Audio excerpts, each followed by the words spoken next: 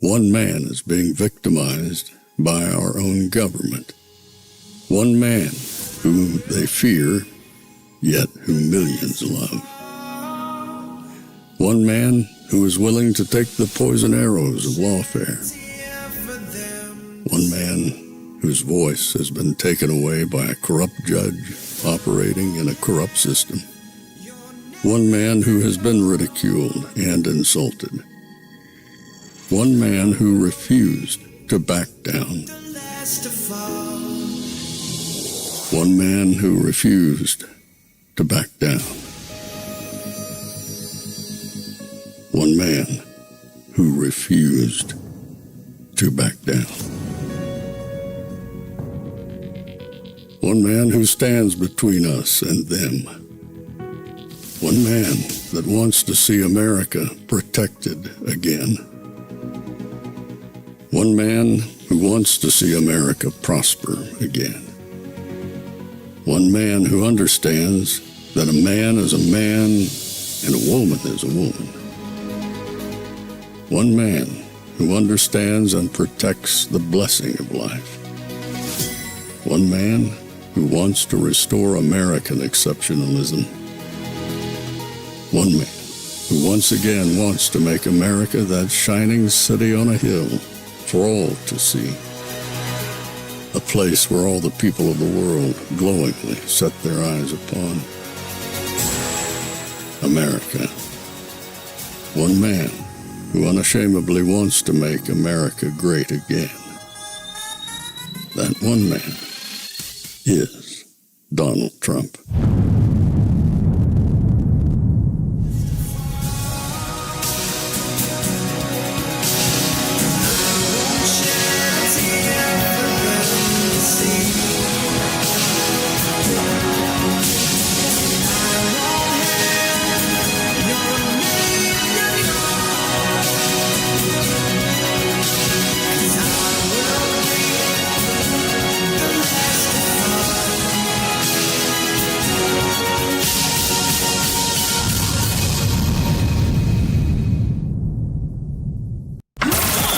This is Fanfare with Barry Cunningham.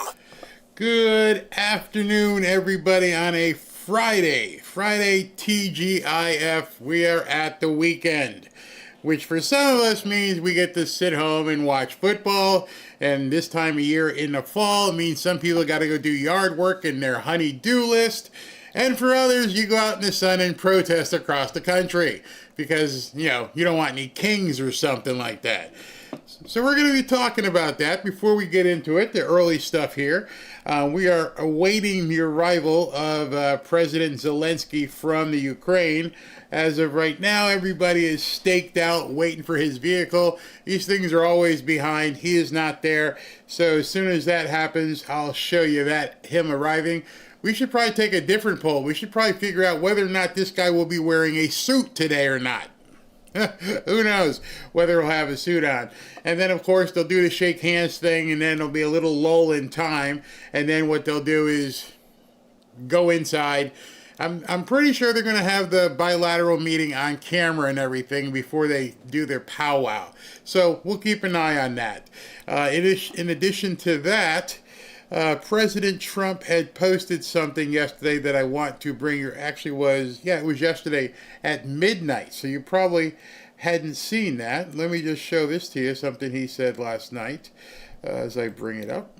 And he says, a blue slip means that if you're a Republican president and there happens to be just one Democrat senator in the state where you're appointing a U.S. attorney or district court judge, you will never be successful in getting Republican confirmed. In other words, blue slips are a disaster. And I have 8 great Republican U.S. attorney candidates who will not be able to fulfill their service to the people of a state voted overwhelmingly for me.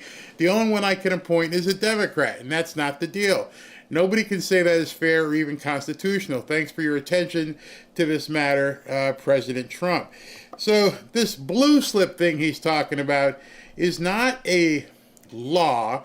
It is a congressional or Senate procedure thing where, as he said, if you're the sitting senator in that district, you can file what's called the blue slip so that that person cannot be confirmed. One person in that area can say, nope, don't like it. And the confirmation just stalls. It's not a law. See, the people holding it up aren't the Democrats. The people holding it up are people like Mitch McConnell, who I guess he's on that committee, and other people in that committee who are, oh yeah, we don't want to upset the Democrats.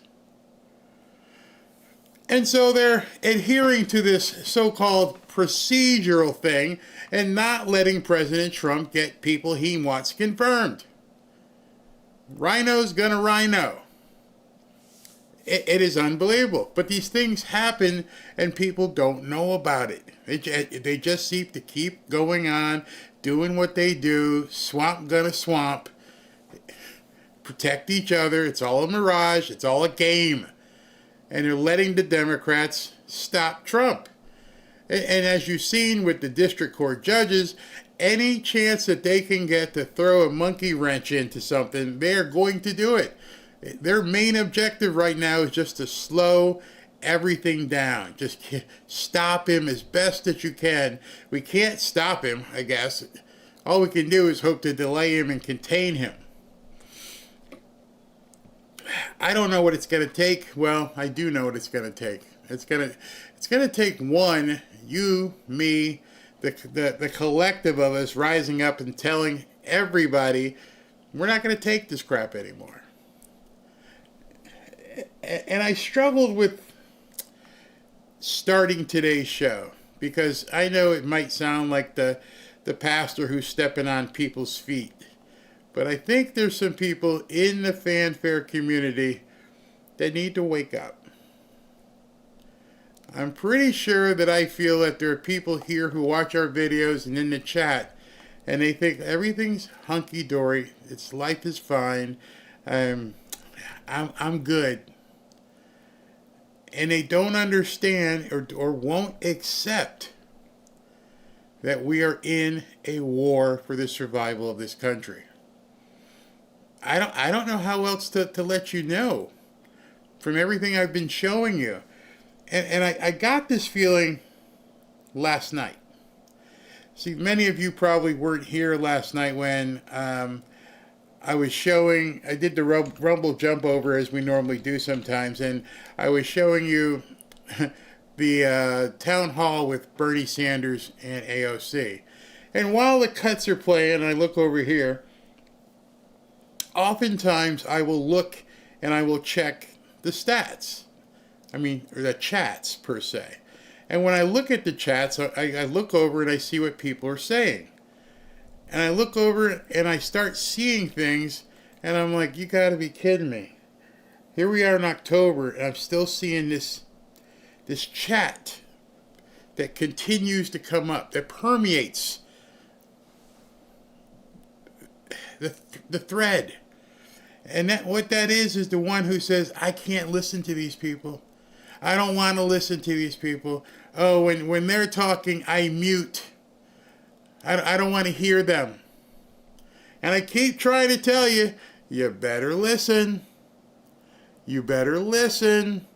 If you don't know what's happening, you're in trouble.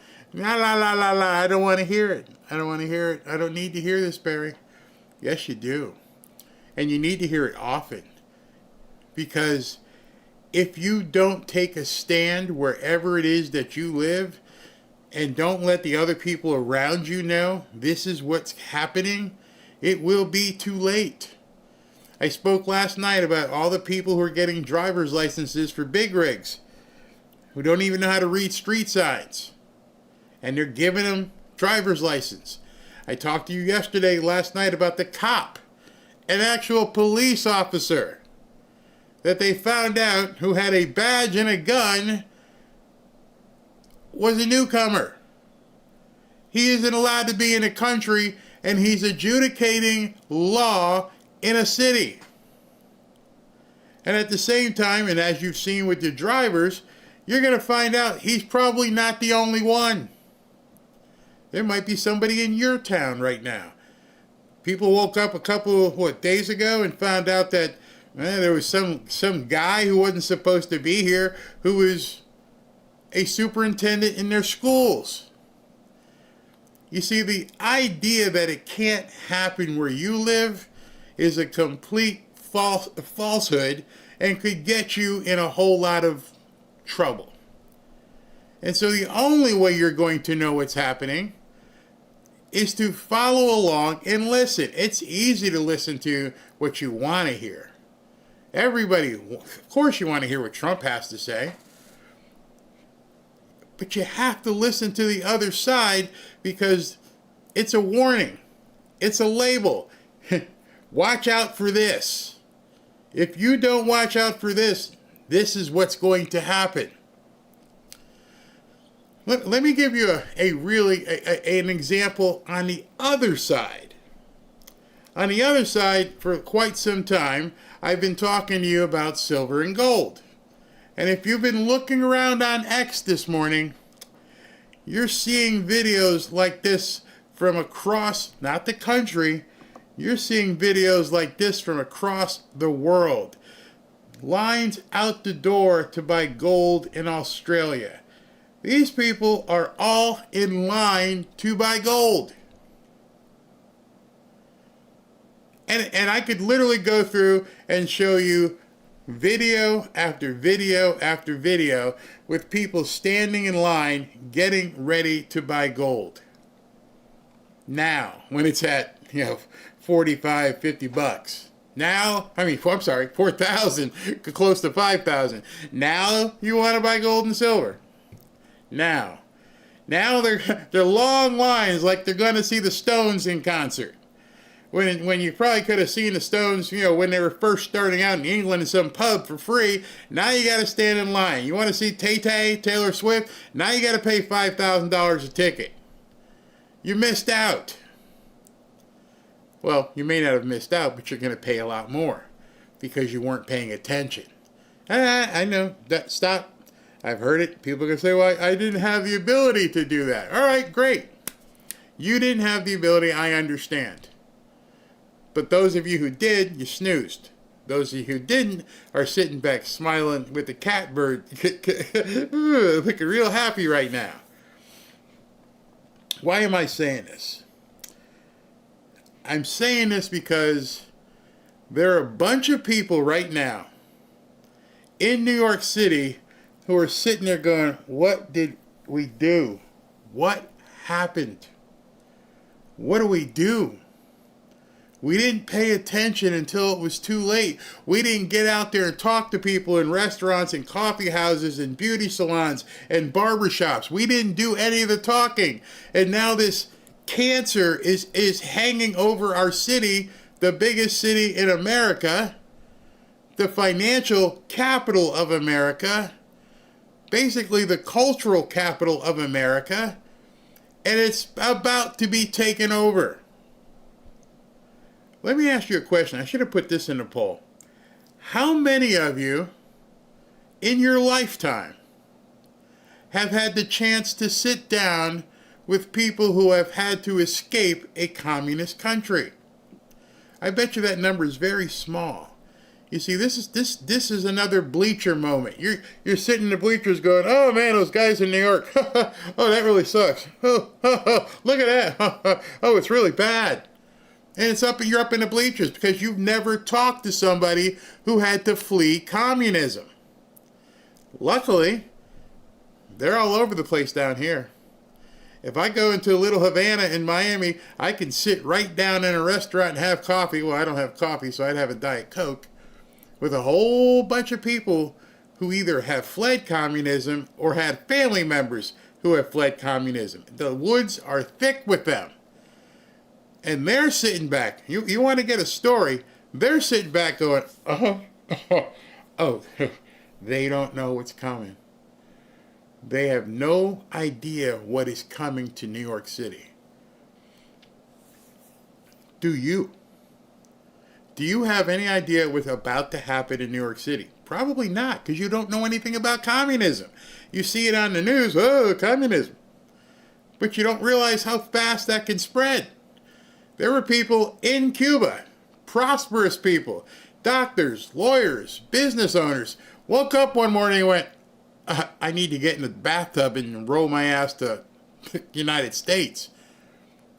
Have you ever heard the stories how people literally had to leave everything and just leave, either get on a plane or a boat and just get out? You had no time. The storm had come and landed on them. At least now you have the time and you have the ability to take action. These people didn't have that. I know people literally who were able to get to an airport or get to a boat with a suitcase. Everything else is still sitting there. I know people who had to do that and their family members are still there and can't get them out. It happens a little bit and then all of a sudden, all at once, communism.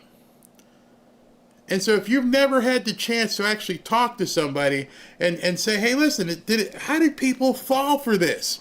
What was it that got people, I don't know, to say, yeah, sounds great? And then you ask them, then why didn't you guys see what was coming and do something? Because we didn't think it could happen like this. I had a man, I asked one time, and a guy was able to replicate what he did in Cuba, and he's now quite wealthy here. I'm like, did you guys not, you're smart. Did you not see this coming? Well, we thought this was just something that would pass and it was a political thing, and little did we know, boom. And then there was no ability to pull up. It was over. And you just grabbed what you could.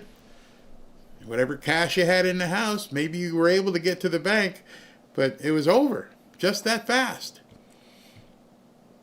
So I'm going to show you some things right now while we're waiting for President Trump. And I want you to imagine in your little burg in the country, wherever you are, however comfortable you think you are right now, how quick it can change. And how there are so many people that you need to be talking to and letting them know, hey man, we can't let this happen here. Oh, don't worry, Doris, it'll never happen here. We would never, no, it could never happen here. Well, there's a whole lot of people in New York City right now who are up the creek because it's happening. And so last night, with everything we were talking about, there was a debate between Andrew Cuomo, Curtis Sliwa, and the Zorhan the Great. And what I'm going to show you should scare you, should frighten you to your core, and should motivate you to make sure that your people and the people around you, your neighbors, all know we can't let this happen here. Can't. Listen to this. This is Mike Johnson first. Now, tomorrow, the Democrat leaders are going to join for a big party out on the National Mall. They're going to descend on our Capitol for their much-anticipated so-called No Kings rally. We refer to it by its more accurate description, the Hate America rally, okay? And I'm not sure how anybody can refute that. If you think about what's going to happen here tomorrow, you're going to bring together the Marxists, the socialists, the Antifa advocates, the anarchists, and the pro-Hamas wing of the far-left Democrat Party. That is the modern. All right, so the thing you have to realize tomorrow, because you do need to pay attention as to what is going to be happening, is as you're seeing these groundswell of people, millions, there'll probably be millions of people when you aggregately put them across the country, how many people there are. And as you're looking at that, understand you're looking at a breeding ground of socialism, Marxism, and communism. All the isms will be right there. They'll be all together about what we need to do to overthrow America. You see, Hakeem Jeffries got mad yesterday because it was referred to as the Hate America rally, when at the same time, what else would you call it? These people are hell-bent on tearing down every pillar of our society. They are hell-bent on making sure people understand that white people are the devil, while the white people are out there protesting. Imagine that. What kind of damn brainwashing is that? You're going to have people out there talking about white supremacy and Nazis and fascists and how white people did this, and they're white. I don't know how they did that. but they're going to do it, and you'll see it tomorrow. Democratic Party. Candidate in the Democratic primary for him to set foot in a mosque. He had more than 10 years, and he couldn't name a single mosque at the last debate we had that he visited. And what Muslims... This was in an actual debate for the mayor, and it became an issue at a thing of contention about Cuomo not visiting a mosque. They are now going to use this as a wedge. If you don't accept us, if you don't wrap your arms around us, that is a problem. Hey, you can't even name a mosque. Well, I wouldn't be going to them. I mean, I don't worship in a mosque. Why would I? I don't understand this. And then you can't say that I'm trying to ignore the Muslims in the community, because I would go to a community meeting. I would meet you in a governmental hall. Why would I go to a mosque? I've only been to maybe 2 or 3 times in my entire life, a Jewish temple. With my old boss, when his father died, I went to their service. But I'm around him. I was working with him. I just didn't need to go to synagogue. They're making it now the fact that you aren't going into the mosque and that you can't name the mosque. Oh, you don't deserve to be the mayor. Want in this city is what every community wants and deserves. They want equality and they want respect. And it took me to get you to even see those Muslims as part of this city. And that, frankly, is something that is shameful and is why so many New Yorkers have lost faith in this politics. Yeah, except, that's totally false. I've worked with the Muslim community for many years. Name a single mosque you went to when you were the governor. Can you name a single mosque you went to in 10 years? Before you were ever here. Before I was here. Before you were even in state government. I worked with the Muslim community. Yeah. Imams presided over state of the state. Do you see what happened? As he sits there and smiles. He's making people defend that they haven't embraced and immersed themselves in mosques and with the Muslim community. Check. Gotcha. Instead of Cuomo just saying, that's an idiotic question, and let's move on. I'm not even dignifying that answer. Why am I talking about going into a mosque or naming a mosque? Can you name 10 New York Yankees? No, you can't? Okay, well then, what's that make you a bad person because you can't name the people on the Yankees baseball team? This is insane. And he was able to twist it. With his sharp forked tongue was able to twist it and make it an issue that you don't know the people in the mosque. You don't even know where the mosques are. And he got them both going and sat there with that look on his face. Gotcha.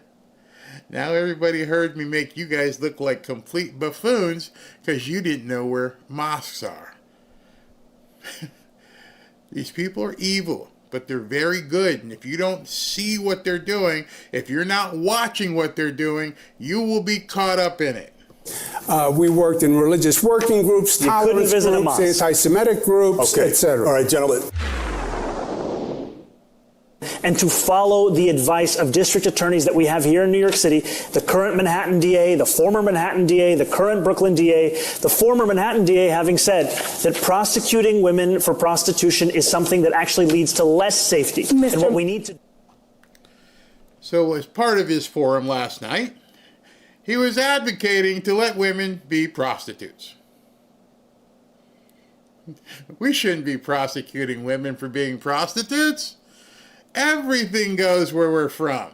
Just hide your goats. But other than that, everything is fine. Don't prosecute people for being prostitutes. And then the next word out of his mouth is, "Oh my God, did you really just say this?" Do is provide an economy of opportunity. Just a quick. We got to provide an economy of opportunity. We need to promote you so you can have more. You'll make even more money by doing the dirty deed. And nobody will ever bother you. Welcome to New York. instead of trying to help people get out of situations wherein they have to, or they feel like they have to make money doing things that they really don't want to be doing, you're encouraging it. Whew. Welcome to New York. So no legalization. How about decriminalization? I do not think that we should be prosecuting women who are struggling, who are currently being thrown in jail, and then being offered job opportunities. I think we should be actually providing those kinds of opportunities at the first point of interaction. Where's the first point of interaction? Hello, Tiffany with 2 E's. I got $200 here. What can we get done here? Oh, there's the first interaction. Hey, well, listen, instead, Tiffany, instead of bending you over like a circus animal, why don't we think about teaching you about HVAC? How about, is that the first? What in the hell does that mean? Tiffany with 2 E's is there to do some kind of service, and you want to tell her about opportunities. But, you know, everything you're doing right now is okay. I don't know, I was brought up differently. I was brought up to respect women. I was brought up to maybe it was because I had 4 sisters. And I was in a true matriarchal type family. Once my mom and dad got divorced, it was my 4 sisters, my mom, and my grandma, and my aunts. And I'm like, good thing I didn't turn out like light in the loafers. There was nothing but women around me. And so I knew at a young age that what a woman is and what a woman, which they don't even know now. That's right, they don't even know what that is. So how the heck are you going to legalize prostitution for people who aren't? It's too confusing. But you're thinking right now, well, that couldn't happen in my town. Really? If certain women of the night knew there was going to be no problem, there'd be no problem. You have no threat of being arrested. They would welcome you. They would give you the hotel rooms, everything. Please set up your shop here. What do you think would happen? Am I being far-fetched? Well, I bet you there's a lot of New Yorkers right now who felt, hey man, I lived through Rudy. He cleaned all this up, and what you're doing is going back to the future. We already lived this in New York City. See, many of you guys may not know that. If you look at the old stories about how Times Square and the 42nd Street district were like, and Rudy cleaned all that up. All the peep shows. No, we don't want this in the biggest city in the country. We need to clean it up. And he's like, let's open it back up again. Let everybody do whatever debauchery they want. And people love it. I would be the mayor of this entire city. And that means ensuring that the wealth that we generate in this city is also wealth that every single New Yorker can actually feel in their pockets. Because what we have... I want to be the mayor of everybody, and I want to give you other people's money. Hold on. I'll be right back.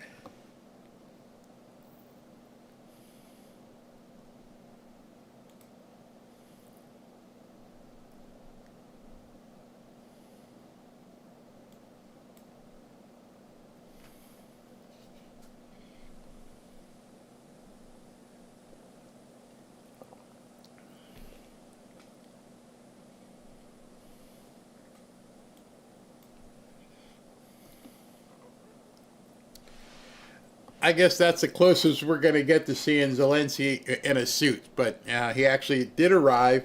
So now we'll wait for the feed to come up with him in the Oval Office after he gets set and everything. So we shall see how that goes. But in any event, he just sits there and smiles talking about Mandami here. And I want to have wealth to give it to everybody. You can't give wealth to people who don't earn it. I mean, you can bequeath it, you can give it as an heir, but you just can't give it to some stranger. That's what he wants to do. Oh, Barry, it couldn't happen here. I'm pretty sure there are people in New York City right now who went, yeah, that really can't happen, can it? Have today is a system that has generated the most wealth in the wealthiest country in the history of the world, where 1 in 4 of our neighbors are living in poverty. That's unacceptable. We can't look at 500,000 kids hungry every single night as just the cost of doing business in this city. That's something we have to actually change. And I'm going to do that by fighting for my neighbors in Queens that I've come to know, who are not only the ones who own teapots and toy stores, who own diners and dry cleaners, but also the ones who work there. Because right now, all of them are being pushed out of this city by corporate greed, by private equity, and by a politics that refuses to fight for them. I will finally deliver that politics. Follow-up. No, they're actually being pushed out by you. They're being pushed out by crime. You're taking everything that was good about New York City and turning it on its head, which is exactly what they do in communist countries. It has never worked anywhere. There is no role model for them to say, hey, look at it over there. Nope, it doesn't work. But then you get the people who give excuses. Well, they just wasn't done right. Well, what are you going to do different? Because right now you seem to be running that same playbook. There doesn't seem to be any difference. You're going to do the same thing Castro did. You're going to do the same thing they did in Venezuela. What are you going to do different? Nope. Because the existence of this ideology is basically to make people who can't achieve more important than the people who do achieve. Make no bones about it. That's what it is. Wow, you've done great. You've built this business. Wow, you're successful. You're wealthy. Fred here has been playing video games and hanging out and smoking vapes, and he needs some of that jack you got. There's no other explanation. You're telling me that Jack over here, who's been living in mom's basement and vaping, hasn't had the opportunity to get into a better situation. Well, then you would have to ask Jack some very hard questions, which the Democrats will never ask. Why are you having 14 babies? Why are you getting in trouble? Why are you doing this? Oh, no, don't ask. Just take it. Ask the people in Cuba. They'll tell you. But the question is how you'll make them free. We will fund the revenue that would have otherwise been brought in from fares, and that's something that we would do in partnership with Albany, and I've put forward 2 proposals. The first is to raise taxes on the top 1% of New Yorkers by 2%. Okay, so somebody needs to give him a cheat sheet, and on that cheat sheet would be the information defining the word free. Because if you can't define the word free, that means it's just there. Doesn't mean you're taking it from someplace else. As soon as you reach over here, it's no longer free. You're basically saying you're going to pay for it, so they don't have to. And he had to have been asked a couple times, and finally he said it. And he's been saying it. And New Yorkers aren't paying attention, even though he may not have the power to do it. He's going to try and find a way to do it to raise more taxes. Taxes, taxes, taxes. That would raise $4 billion. The second is to raise the state's top corporate tax rate to match that of New Jersey, which would raise $5 billion. You can't tax your way out of this stuff. There is not going to be any limit. New Yorkers not paying attention or too late, you begin to pay attention. All they're going to want to do is take more and more and more. And then you're probably sitting, like you said, you're comfortable. Like, they can't, I'm in a different position. No, they're coming. Remember, not so long ago, just in, November, Kamala Harris wanted to make sure that if you did $600 on your Venmo account, you needed to let her know. Which would have been the first step. They needed to expose. You also remember they hired 82,000 IRS agents. Why would you need 82,000 new IRS agents? Because we're going to come out and get what we can. Don't think for an instant that this can't happen where you live. Go further toward the Vienna model. We'll have to go beyond the market. We can establish community land trusts to gradually buy up housing on the private market and convert it to community ownership. We can give tenants a right of first refusal to buy. All right, so I'm going to have to come back to him because they didn't waste any time in getting everything all set up and moving forward with this meeting. And it looks like the entire cabinet is there with Zelensky. So let's jump in here. Put on his music, right? He was great. Great guy. He's coming December 5th to perform at the White House for some of the people. If the cabinet members are good, if they're doing a good job, we'll let them come along with some others, right? We're going to have a good time. December 5th. Well, thank you very much, everybody. It's an honor to be with a very strong leader, a man who has been through a lot, and a man who I've gotten to know very well, and we've gotten along really very well. And we had a big call yesterday, as you know, with President Putin, and we'll be talking about it. President Zelensky of Ukraine has endured a lot. I mean, he really has. He's endured a lot, and we've endured it with him. To be honest, it's been a long time, and I think we're making great progress. So we're going to be talking about that today. We'll be talking about what took place yesterday with my phone call with President Putin. And I think that things are coming along pretty well. It began with Alaska, where I think certain guidelines were discussed, and we want to see if we can get this done. This was long ago into the Biden administration. I came here and we inherited this, and we'd like to see if we could finish it, end it. We want it ended. So many people have died in this war, and we're going to get it ended. So I just want to thank you all very much. If you have a couple of questions, go ahead, please. In fact, before I do that, let me just ask the President to say a few words. Thank you, President. Pleasure. Glad to meet you again, Mr. President. Thank you very much for the invitation. Again, my congratulations with your successful ceasefire in the Middle East. Thank you. Yeah, and you did it, and I think this is the momentum to finish Russia's war against Ukraine. I think that, yes, we understand that Putin is not ready.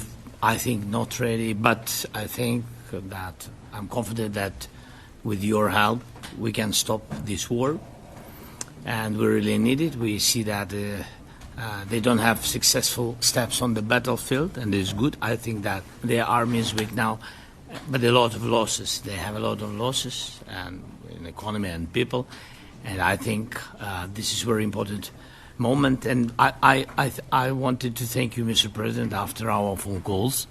Yesterday I had a good opportunity to meet with the big American energy companies, and they're ready to help us.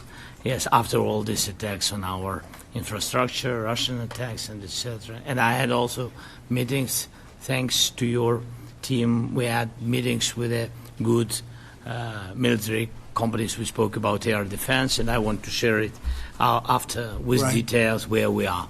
Thank you. Thank you so much. Thank you very much. Very good. And I think it looks beautiful in his jacket. Yeah? It's beautiful.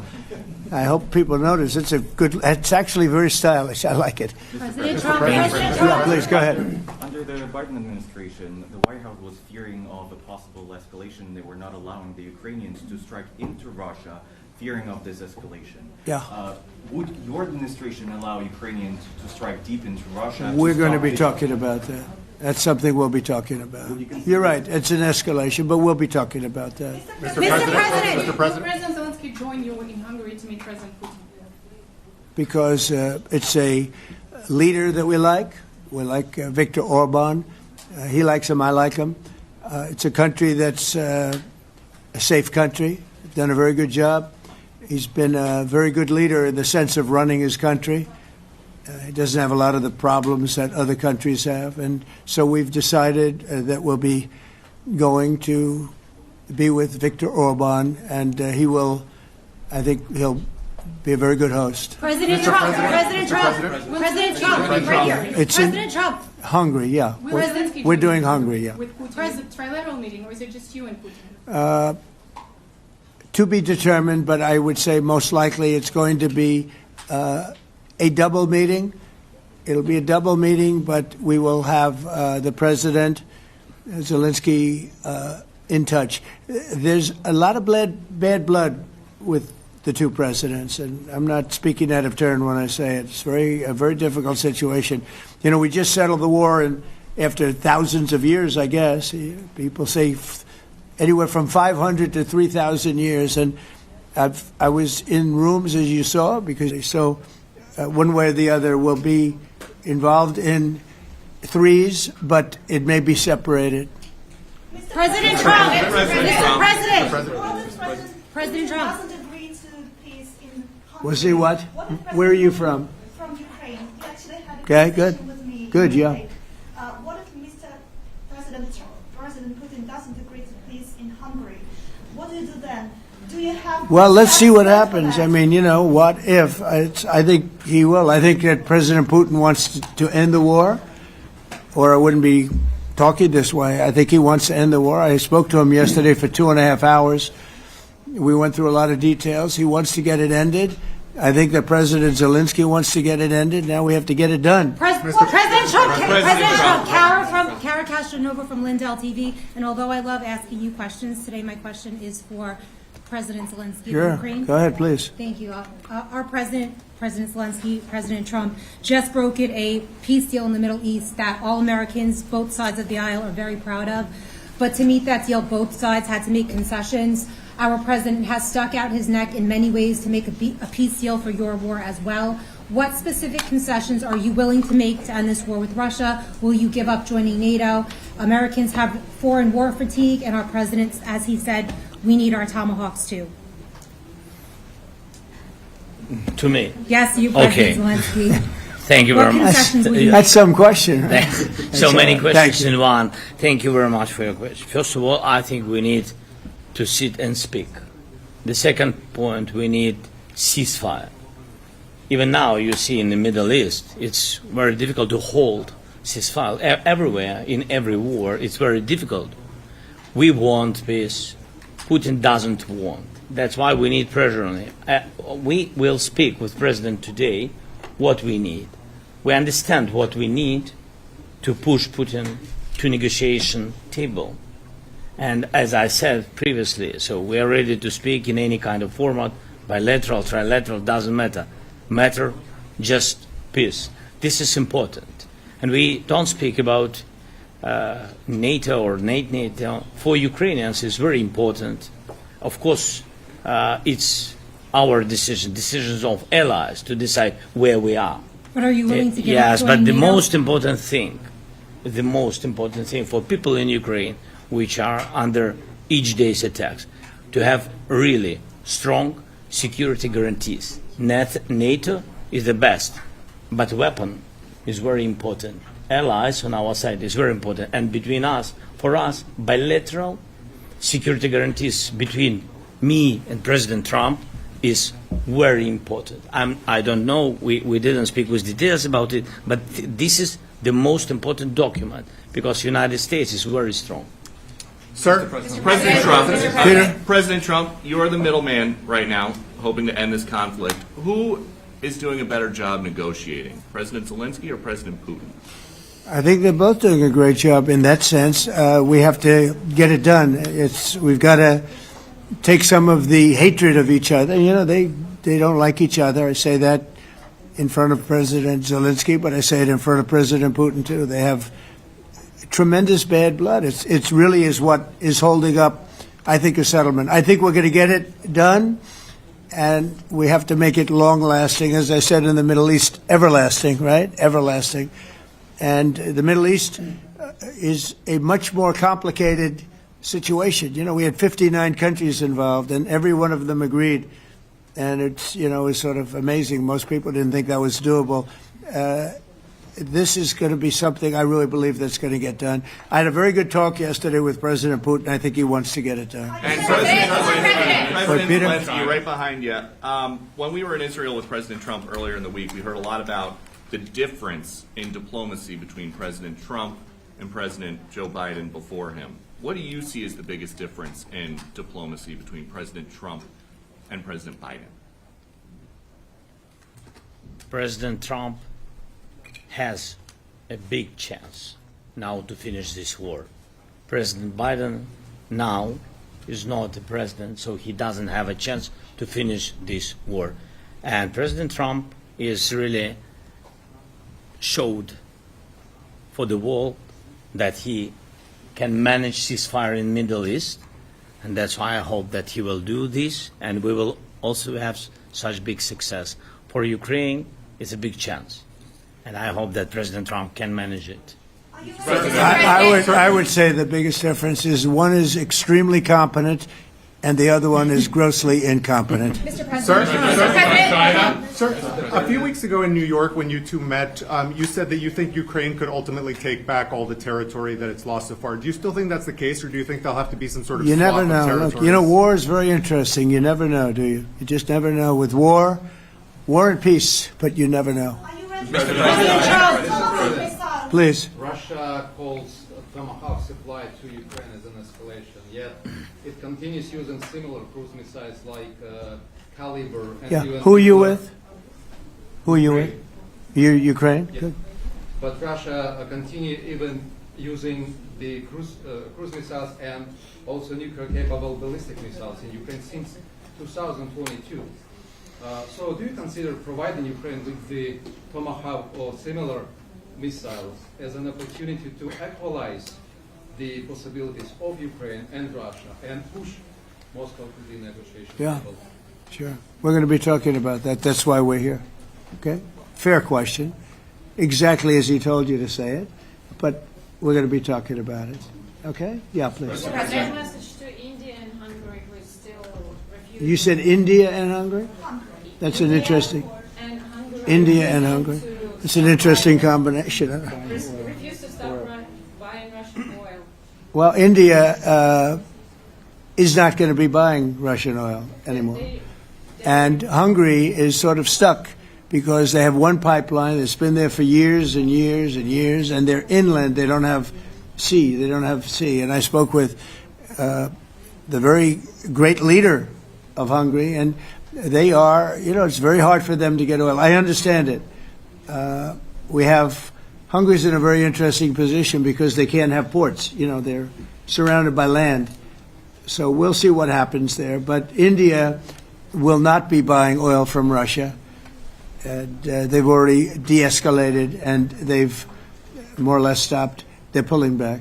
They bought about 38% of the oil, and they won't be doing it anymore. Mr. President, Trump has been helping you in achieving peace in Ukraine. Who has? First Lady Melania Trump Yeah. has been helping in returning abducted Ukrainian children from Russian captivity. President Zelensky, do you appreciate those efforts? How do you assess them? And did you ask her to step in and to help you? No, she wanted to do it. She felt very strongly about the children, and she's done a really good job, I think, in bringing it to the fore. You know, we have a lot of children involved. Now, it's some people say it's 20,000 and some people say it's 300. There's a big difference between that, so nobody really knows. But she felt very strongly about the children. She thinks about the children all the time. President Trump, if you okay Tomahawks to Ukraine, what's going to happen if the United States is in a conflict and we need the Tomahawks? Do we have enough? That's a problem. We need Tomahawks, and we need a lot of other things that we've been sending over the last 4 years to Ukraine. We've been, you know, we gave them a lot. Now we have a different situation. We send it to the European Union. They pay for it and all that, and they have plenty of money. But it's beyond the money. You know, we need Tomahawks, or we need a lot of other weapons that we're sending to Ukraine. One of the reasons we want to get this war over is exactly that. It's not easy for us to give. You're talking about massive numbers of very powerful weapons. So that's one of the things we'll be talking about. Hopefully they won't need it. Hopefully we'll be able to get the war over with without thinking about Tomahawks. I think we're fairly close to that. Yeah, go ahead. Can I say, yeah, please. Just to understand. So for today, of course, we want to finish this war, but the war is another technological war. You don't use just Tomahawks. If you want to target a military goal, you need thousands of drones. It goes together with such missiles. Ukraine has such thousands of our production drones, but we don't have Tomahawks. That's why we need Tomahawks. But United States is a very. I think we're fairly close to that. Yeah, go ahead. President. Yeah, please. Just you to understand. So for today, of course, we want to finish this war, but the war is another technological war. You don't use just Tomahawks. If you want to target a military goal, you need thousands of drones. It goes together with such missiles. Ukraine has such thousands of our production drones, but we don't have Tomahawks. That's why we need Tomahawks. But United States is a very strong production, and the United States has Tomahawks and other missiles, very strong missiles, but they can have our thousands of drones. That's why where we can work together, where we can strengthen American production. And so just so that I understand, so you're suggesting kind of a trade. If President Trump okays Tomahawk missiles to help you launch... Yes, it's about Russia, military goals. It's only about military goals. Right, but then you would authorize some kind of an exchange where... Yes, of course. The U.S. Yes, we have proposition. Yeah, we have big proposition with our drones. President Trump, I don't mean to be brokering an arms deal here, but is that something that you would be interested in, Ukrainian drones? We are, yeah, we would. We have a lot of drones right now. We build our own drones, but we also buy drones from others, and they make a very good drone. I mean, drone warfare has really come to the fore over the last couple of years because of this war.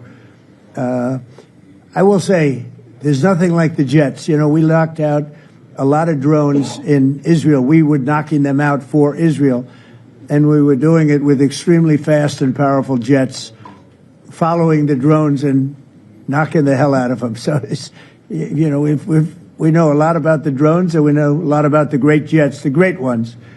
The ones, well, and the B-52s, which were totally they were stealth. They were undetectable. So we have a lot of different weapons.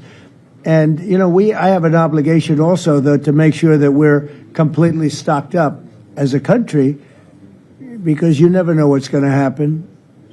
In war and peace, right? You never know what's going to happen. So we're going to be talking about Tomahawks, and would much rather have them not need Tomahawks. Would much rather have the war be over, to be honest, because, you know, we're in it to get the war over. We're selling a lot of different types of weapon, as you know, to the European Union. We're not in it for that. We're in it to get it over. We're losing thousands of people a week. Thousands of people, Russian, Ukrainian, mostly soldiers. I mean, mostly soldiers. But we're in it to see that end. And if we can end quickly, and I think we can. I mean, I had a very good talk yesterday. We're going to be talking about it. But I had a very productive talk yesterday with President Putin. We'll see what happens. But the war in the Middle East was far more complicated. We got that one done. And I think we have a good chance. I think President Zelensky wants it done, and I think President Putin wants it done. Now all they have to do is get along a little bit. Can you give us an update on the trade negotiations with China, or perhaps Secretary Bessent? Yeah, I will, and I'm going to let Scott do that. But I think we're doing very well. I think we're getting along with China. China would like to have something. As of this moment, we'll be meeting in a couple of weeks. We'll be meeting in South Korea. You think myself. Will go forward? I think so. It looks like it's going forward. I think so. They want to meet. We like to meet. I have a very good relationship with President Xi, and we're going to see what happens. But, you know, for years we were taken advantage of by China very badly. We were losing hundreds of billions of dollars a year to China. We really built their military, if you think about it. The kind of money that presidents allowed to be lost to China was just insane. And then when I came into office, as you know, I put very severe tariffs. So we took in hundreds of billions of dollars in my first term from China. Biden let that go because it was so much. He let it continue, but he gave all sorts of exceptions. And by the time you looked at it, Scott, I would say it wasn't the same thing. He would give an exception for anything. If you got up and went out to dinner, he'd give you an exception. So it wasn't the same thing. But I put on very serious tariffs, and we took in hundreds of billions of dollars, and then I left office. The election was rigged. I left office, and that was the story. Now I come back, and we are in a very strong position because of tariffs. We're in a very powerful position because of the fact that we have tariffs. If we didn't have tariffs, we would be in a very weak position. We would be in a weakened state. But with tariffs, we've made hundreds of billions of dollars, not only from China, but from others. And China wants to talk, and we like talking to China. So we have a very good relationship, and we're going to be meeting in South Korea a couple of weeks. And I just got back from a long trip. I'm going on another long trip. And Scott, you want to say a few words on that, please? Yes, sir. So the entire relationship stems from the great perspective the two leaders have for each other. China did a substantial, unprovoked escalation last week. We were unable to get in touch with them. Since then, it's been IMF World Bank Week. They have had working level people here who there have been meetings. The Vice Premier, who is my counterpart, and I will be speaking this evening at around 8:30, 9 o'clock. And then he and I and a delegation will meet in Malaysia probably a week from tomorrow to prepare for the two presidents to meet. So I think that things have de-escalated. We hope that China will show the respect that we have shown them. And I am confident that President Trump, because of his relationship with President Xi, will be able to get things back on a good course. Is the hope for that meeting with you and President Xi some kind of trade deal then? Or could be. Look, I think we're in a very strong position. We're getting, as you know, as of November 1st, I could move it up if I wanted, a 100% tariff over and above what we get now. So that would make it about 157%. And China doesn't want that, and they want to talk, and we're talking. And I think we'll make a deal that will be good for both. I think we will do something. But you have to understand, we never got anything from China. It was a one-way street. For many years, for decades, it was a one-way street. And they became rich because of the United States. And frankly, presidents that, let's be nice, they didn't know. They just didn't know. They didn't understand what was happening to them. But I understood it. I understood it long before I ran for politics. I used to watch in amazement at how stupid our country was, how stupid they were. And we're not stupid anymore. And that includes with the European Union, that includes with Japan and South Korea. All we want to do is be treated fairly. But the fairly is hundreds of billions and even trillions of dollars coming into the United States. And it's our national security is secure because of tariffs. If we didn't have tariffs, we would have no national security. So it's very important. Will you seek China's help in ending the war in Ukraine? Do you need them to put pressure on Russia? I'll be discussing that, but I'd love to see it ended before that. I think we have a chance of ending the war quickly if flexibility is shown on behalf. And again, we're not losing people.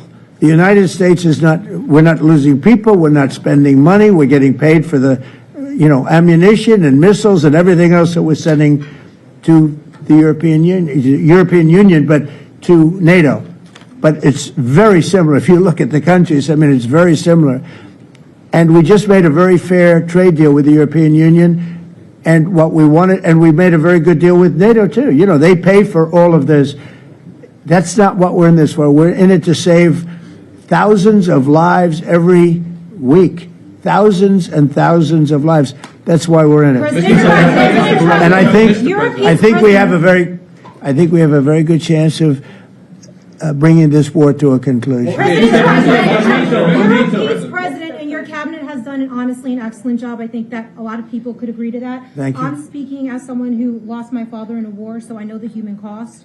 What would your advice be to American leaders, to world leaders, to neocons, to TV hosts who often speak about conflict in abstract or strategic terms rather than the human cost and the human terms? Look, my only statement is we have to get together. It's a very small group of people. It's the president, and the president. Okay, 3 presidents. And I'm the mediator president. And I'm mediating not an easy situation. It should be easy, but it's a lot easier when people understand each other, when they get together, and when they like each other. We don't necessarily have that situation as far as like is concerned. Maybe it can turn around. Maybe it can. But in the meantime, we'll have them keep a little bit of distance, and we're going to see if we can get it done. This is number 9, okay? This will be number 9 for me. I've solved 8, including the Middle East. I've solved 8. This, I thought, would have been among the easiest. We solved, President Putin mentioned yesterday Armenia, all of the different wars. He said it was amazing but the big one that he was surprised that we were able to settle was the Middle East. He thought it was incredible. He was very generous in that sense. This should be something we're able to settle, and I think we will be able to settle. Brian. On that note, you will go down as the peacemaker, no doubt, and you will resolve this war. Well, we resolved 8 others. It's funny how people say that. If you get this one, every time I do one, they forget about that one. I solved 8 wars. Go to Rwanda and the Congo, talk about India and Pakistan, look at Thailand, look at all of the wars that we solved. And every time I solve one, they say, if you solve the next one, you're going to get the Nobel Prize. I didn't get a Nobel Prize. Somebody got it who's a very nice woman, very nice. I don't know who she is, but she was very generous. So I don't care about all that stuff. I just care about saving lives. But this will be number 9. But every time I solve one, they said, sir, if you solve one more, you're going to be known as a peacekeeper. So to the best of my knowledge, we've never had a president that solved one war. Not one war. Bush started a war. A lot of them start wars, but they don't solve the wars. They don't settle them. And especially when they have nothing to do with us. I guess just about all of these wars had nothing to do with us. But I saved tens of millions of lives. The Prime Minister of Pakistan said, I saved millions of lives in interceding on Pakistan. And you look at Pakistan and India as an example. That would have been a bad one, 2 nuclear nations, right? So I say this. This is pretty much the last one, although I do understand that Pakistan attacked, or there is an attack going on with Afghanistan. That's an easy one for me to solve if I have to solve it. In the meantime, I have to run the USA, but I love solving wars. You know why? I like stopping people from being killed, and I've saved millions and millions of lives, and I think we're going to have success with this war. Wait, please. President Zelensky, this is your 3rd time over here. And by the way, you look excellent. Thank you, sir. Thank you. For you, by the way. This is your 3rd time here. How different sitting across from the president is this time versus the 2 previous times here at the White House? And how confident are you hearing the success rate of solving these prior wars that he can get this war solved? First of all, about suit. The same suit because the same president. It's very simple. The next president will have another suit. Yes, about our relations with President Trump, I think we have important dialogues, and I think we begin to understand each other. Yes, and I know that President is briefed very well about the situation in the battlefield, and he knows a lot what's going on the battlefield in Ukraine, and I think it really helps. When you know a lot of things, a lot of details about one or another war, it helps a lot. But we are still in war, and I hope we can manage. You have been hearing that there are some countries that are not meeting their commitment. You pointed out Spain. They said that it's impossible. No, Spain has not come through. No, Spain has not been loyal to NATO. Spain has been. They're the only one. Everyone went up to, as you know, I mean, you were at 2% and they all went up to 5%, but Spain disagreed with that. I think Spain should be reprimanded for that. I think it's very bad that they did that, but that's up to them. That's up to NATO and Spain. They cannot be expelled from NATO. Can they or not? They cannot, according to the treaty, but they also claim that they are protected by the European Union umbrella for trade. Well, the other people, many of the other countries are in the European Union too. They're not complaining, right? President, tell you that Putin is serious. That's of interest. Mr. President. They're protected by Yeah, please go ahead. Thank you, Mr. President.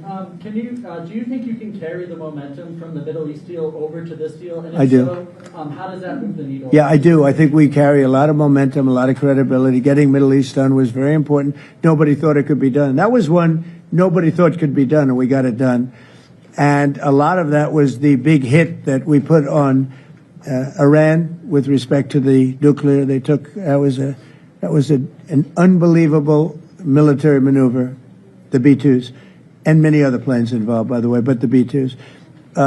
Yeah, I think nobody expected that to happen. And, you know, we had 59 countries involved, and these were countries very diverse. You had Arab, Muslim, Jewish, you had every country, Christian, you had every country, and many countries involved, and we got that done. And we got it done pretty swiftly after we set the table properly. We had to set the table properly. This should be one that we get done. And I think the table is set properly here now, too. And it'll be a great honor. It'll be a great honor to get it done. And the Ukrainian people are great, and the Russian people are great. And obviously they have much in common, as we understand. They have a lot in common. So it'll be a great honor to get it done. On Venezuela, there are survivors from your latest boat strike. What happens to those survivors? Well, I'll ask Marco to discuss that possibly. Yeah, it's well known there's an ongoing narco-terrorist operation the United States has been conducting. As far as details of any recent strikes, we're not prepared here to announce all those details, but you'll get that information here very shortly. And how are there survivors when these are meant to be lethal attacks? Yeah, again, I mean, we're undertaking these operations against narco-terrorists. That's what these are. These are terrorists. Let's be clear. And but as far as the details of any recent operations, when we are prepared to announce those, we will, as the president has consistently done. So you may get something on that later today. Let me ask you, that was in a submarine, right? We attacked a submarine, and that was a drug-carrying submarine built specifically for the transportation of massive amounts of drugs, just so you understand. This was not an innocent group of people. I don't know too many people that have submarines, and that was an attack on a drug-carrying, loaded-up submarine. Yeah. On Putin, is it your belief, as Mr. Zelensky said yesterday, that the threat of Tomahawks and costs, as Secretary Hicks put it, is that bringing him to the table, the fact that it's kind of a carrot and stick? I don't know what's bringing him to it. I think he wants to make a deal, that's all. I can't tell you what's bringing him. Sure, that's the threat of that is good, but the threat of that is always there. Tomahawks are very dangerous weapons. They're incredible weapons.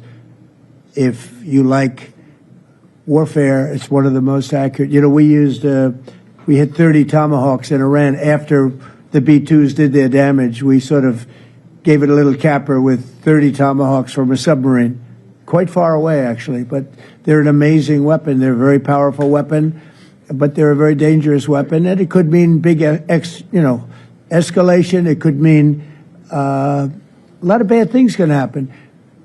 Tomahawks are a big deal. But one thing I have to say, we want Tomahawks also. We don't want to be giving away things that we need to protect our country. We have a very strong country right now. We have a strong military. We have the greatest military in the world. We have the greatest weapons in the world. I want to get this war over. Okay? Putin-Trump tunnel to connect Russia and Alaska. Are you interested? I just heard about it. A tunnel from Russia to Alaska. I just heard about that one. That's an interesting one. We'll have to think about that. I hadn't heard that. We just did a nice road in Alaska that's going to get us to a lot of minerals, and we have a piece of it, a good piece of the ownership because of the fact we made it possible. But this came up yesterday, a tunnel from Russia to Alaska. That's an interesting. What do you think of that, Mr. President? Do you have any ideas? How do you like that idea? I'm not happy with this. I don't think you're going to like it. I don't think he liked it. I don't think he liked it. President Trump, do you think that Vladimir Putin, do you think that Putin is your gut instinct? Well, we had a senator that wanted Remember, from Hawaii, she wanted a tunnel from the mainland to Hawaii. Then she said, well, we can't do that, so we're going to build a railroad to Hawaii. Do you remember? She's a current sitting senator, a Democrat. She wants a railroad to go to Hawaii, right? You know who that is, right? She's another beauty. President Trump, you're cutting. Yeah, please. On your meeting with Putin, aren't you concerned that maybe the Russian president is trying to buy himself more time? Yeah, I am. But, you know, I've been played all my life by the best of them. And I came out really well. So it's possible, yeah, a little time. Is your gut instinct it's all right. But I think that I'm pretty good at this stuff. I think that he wants to make a deal. I made 8 of them. I'm going to make a 9th. I think he wants to make a deal. Well, I think that he should have won the war in a week. Yeah, I do think. And if we didn't give the anti-tank missiles, as you know, the javelins they call them, they got stuck in the mud. They would have been in Kiev very quickly. They were heading to Kiev. So, you know, in war, you have a lot of luck, too. You know, weather has won war, and the cold and the heat and all things take place in war. But that was a very interesting moment when the tanks started rolling and some brilliant general said, let's go through the mud instead of going down the highway, right? So they got a little bit lucky. But you know where they really got lucky? I gave javelins. That wasn't given by Barack Hussein Obama. He gave them sheets. You know, there's a statement. Obama gave them sheets, and I gave them the javelins. And the javelins are a devastating weapon. And that wasn't given by Obama. That was given by, because at the time it was Obama. That was given by me. So it was like one of those things. And you had hundreds of them. They're a devastating weapon. We have a lot of devastating weapons. I'd rather not use them. But that was a big moment. You know, when the tanks got stuck, they got stuck.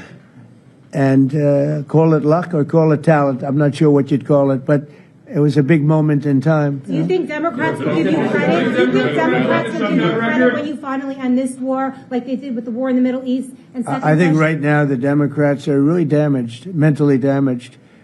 They want to take $1.5 trillion with a T, $1 trillion, and give it to people that invaded our country. They came into our country illegally from prisons, from mental institutions, gang members. They want to give them health care and take it away from our citizens. We're not going to do that. $1.5 trillion. They want to destroy.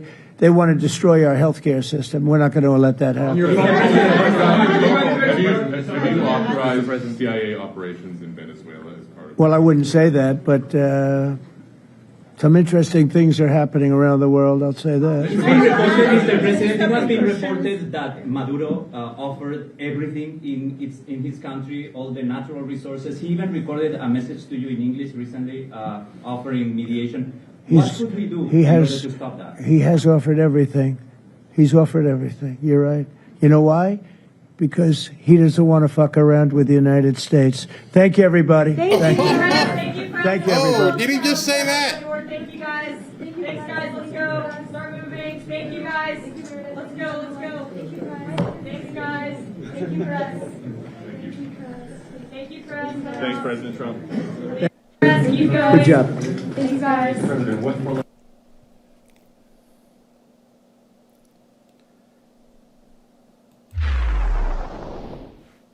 Big Ortho hates it when studies like this one come out.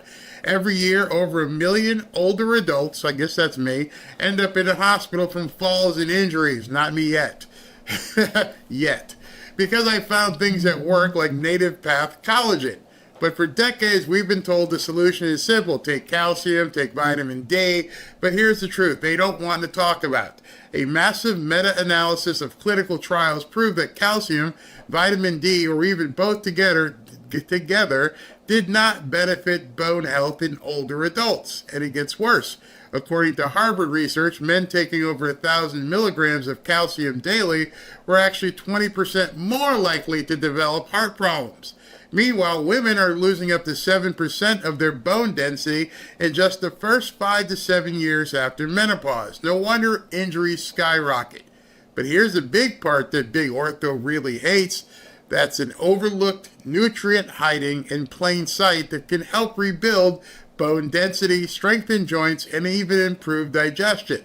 All with just 5 grams a day. And the bonus side benefits: stronger, thicker hair, smoother skin, healthier nails. Doctors have ignored it for decades, but now top health and anti-aging experts are finally sounding the alarm. So don't wait for a fall to change your future. Go to getnativepath.com/Barry to discover the truth. And right now you'll get up to 45% off in a special bundle. No code needed. That's getnativepath.com, Barry, and that is get, GETNATIVEPATH.com/Barry. All right, and also I want to talk to you real quick before I continue about my friends who are taking care of me over at Chapter. You see, I just turned 65. I'm not ashamed to say it. I feel good. I feel good for my age. And as I'm sure, as you may be well aware, it's Medicare annual enrollment time. And as just turning 65 myself, that means I still get buried under the same spam calls and junk mail that you are. And it's a nightmare, and it's a pain in the butt. I've also learned that Medicare plans change every year. Stupid. Apparently, some even disappear. So for those of us that love our plans today, it might not be the best plan for 2026. And if you don't double check, you could lose coverage for the doctors you love or the prescriptions that you count on. And to make matters worse, most Medicare agents are hungry sharks just trying to get a commission. And so they push you in the plan that's going to give them the most money. That's why I recommend Chapter for the Fanfare family. They check every single plan in America to make sure you get the best deal. And on average, they can save people $1,100 a year. They made it dead simple. They'll review all of your options in under 20 minutes. And if you're already on the right plan, you're done and you're on your way. And if not, they can help you switch. So get some peace of mind during this enrollment period. Call Chapter at 475-328-3545 and make sure you're set heading into 2026. All right. So if your ears aren't ready for this, I'm going to play what President Trump said at the end of that press conference. So put your fingers in your ears, because I'm going to tell you something, and that was another comms. Listen to this. I got it queued up. Okay, let me play this. Have you authorized CIA operations in Venezuela as part of? Well, I wouldn't say that, but some interesting things are happening around the world, I'll say that. It's been reported, Mr. President, it has been reported that Maduro offered everything in his country, all the natural resources. He even recorded a message to you in English recently, offering mediation. What should we do in order to stop that? He has offered everything. He's offered everything. You're right. You know why? Because he doesn't want to fuck around with the United States. Thank you, everybody. Thank you. Thank you, everybody. Yeah, I have never, ever in my life, oh my God, heard an American president say that. I want to show you something, because I got little goosey bumpies. I did not know that was coming. None of us did. But I want to show you something that happened at 11:30. A post was made. No explanation, no context. So I want you to see this. This was put up by Dan Scavino. If you don't know who Dan Scavino is, he's been President Trump's right-hand man on X and Twitter, and now he's got an expanded role in the second term. But he always comes out and he gives people a little bit of what we've been calling signal and comms. He's always been doing that. He posted this at 11:30.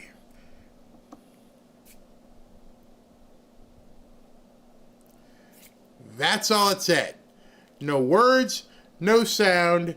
That's what he wrote. at 11:30 this morning. And I went, you can see what I put up top there. I put, oh snap, incoming.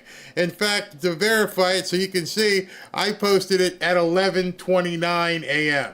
And so right away, you knew something had to have been in the air. Something was coming.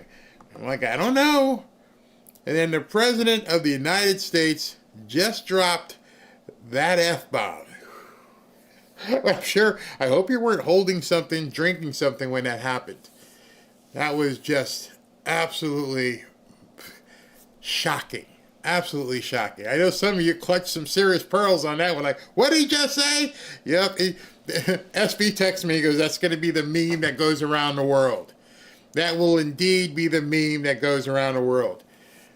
Wow. Wow, wow, wow. They really aren't playing around, said Christy. Gina, she knows who Dan Scavino is. Go ahead, my gangster president. I can see it right now. They're going to make the video with it. Wow. Wow, wow, wow. Barry, as a kid, I spent a lot of time near him, and he has quite the spicy vocabulary. He was a true New Yorker.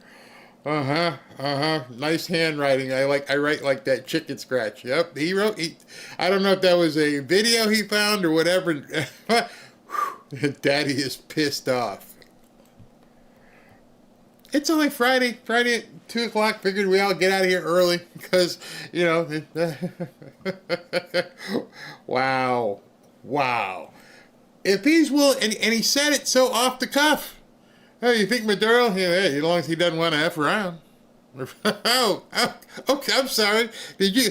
And imagine this, too. Imagine he said that about Maduro while Zelensky's sitting right there. You see, I think people missed that part. Oh, whoa, look what he said to Maduro. Well, the guy Zelensky's sitting right in front of him.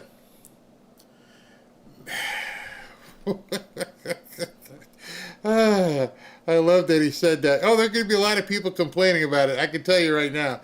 Wow. All right, let me get my composure so I can continue and close my show. Wow. I'm sitting here in the background, just minding my business, checking email, doing things. And what did he just say? What did he just say? You're going to hear about it everywhere. Understand, he just made the story for the weekend. No King's protest? Don't F around. Because I saw something on CNN today where they were all kind of confused and upset because, you don't want to give the government any reason this weekend to think that there's some sort of problem. So make sure you're peaceful. They're having to warn these people, you got to chill.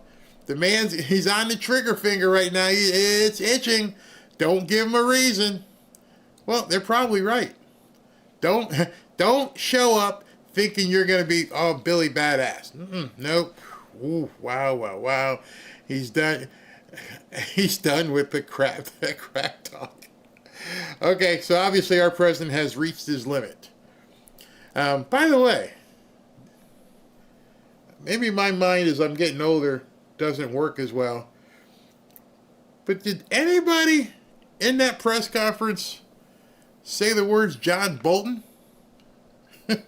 Did anybody bring up the indictment that happened yesterday? Maybe I missed it. I know it wasn't a lot. If tell me, you guys in the chat, I didn't hear anything about Bolton and the indictment. Very interesting. The press stayed away from that. Don't want to know.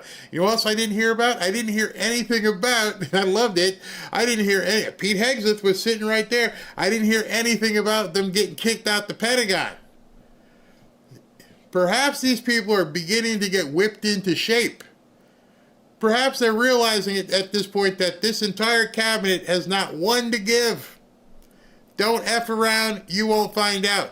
You don't want to sign the paper? Hit the doors. And none of them want to hit the doors. Hey, that's those people at the Pentagon. Sorry about them. Oh, boy. Nope, okay, somebody check. Nope, not a single comment about Bolton. Nobody cares what happens to Bolton. Poor guy. Good gosh. Very good gosh. Oh, my gosh. All right. I'm sorry.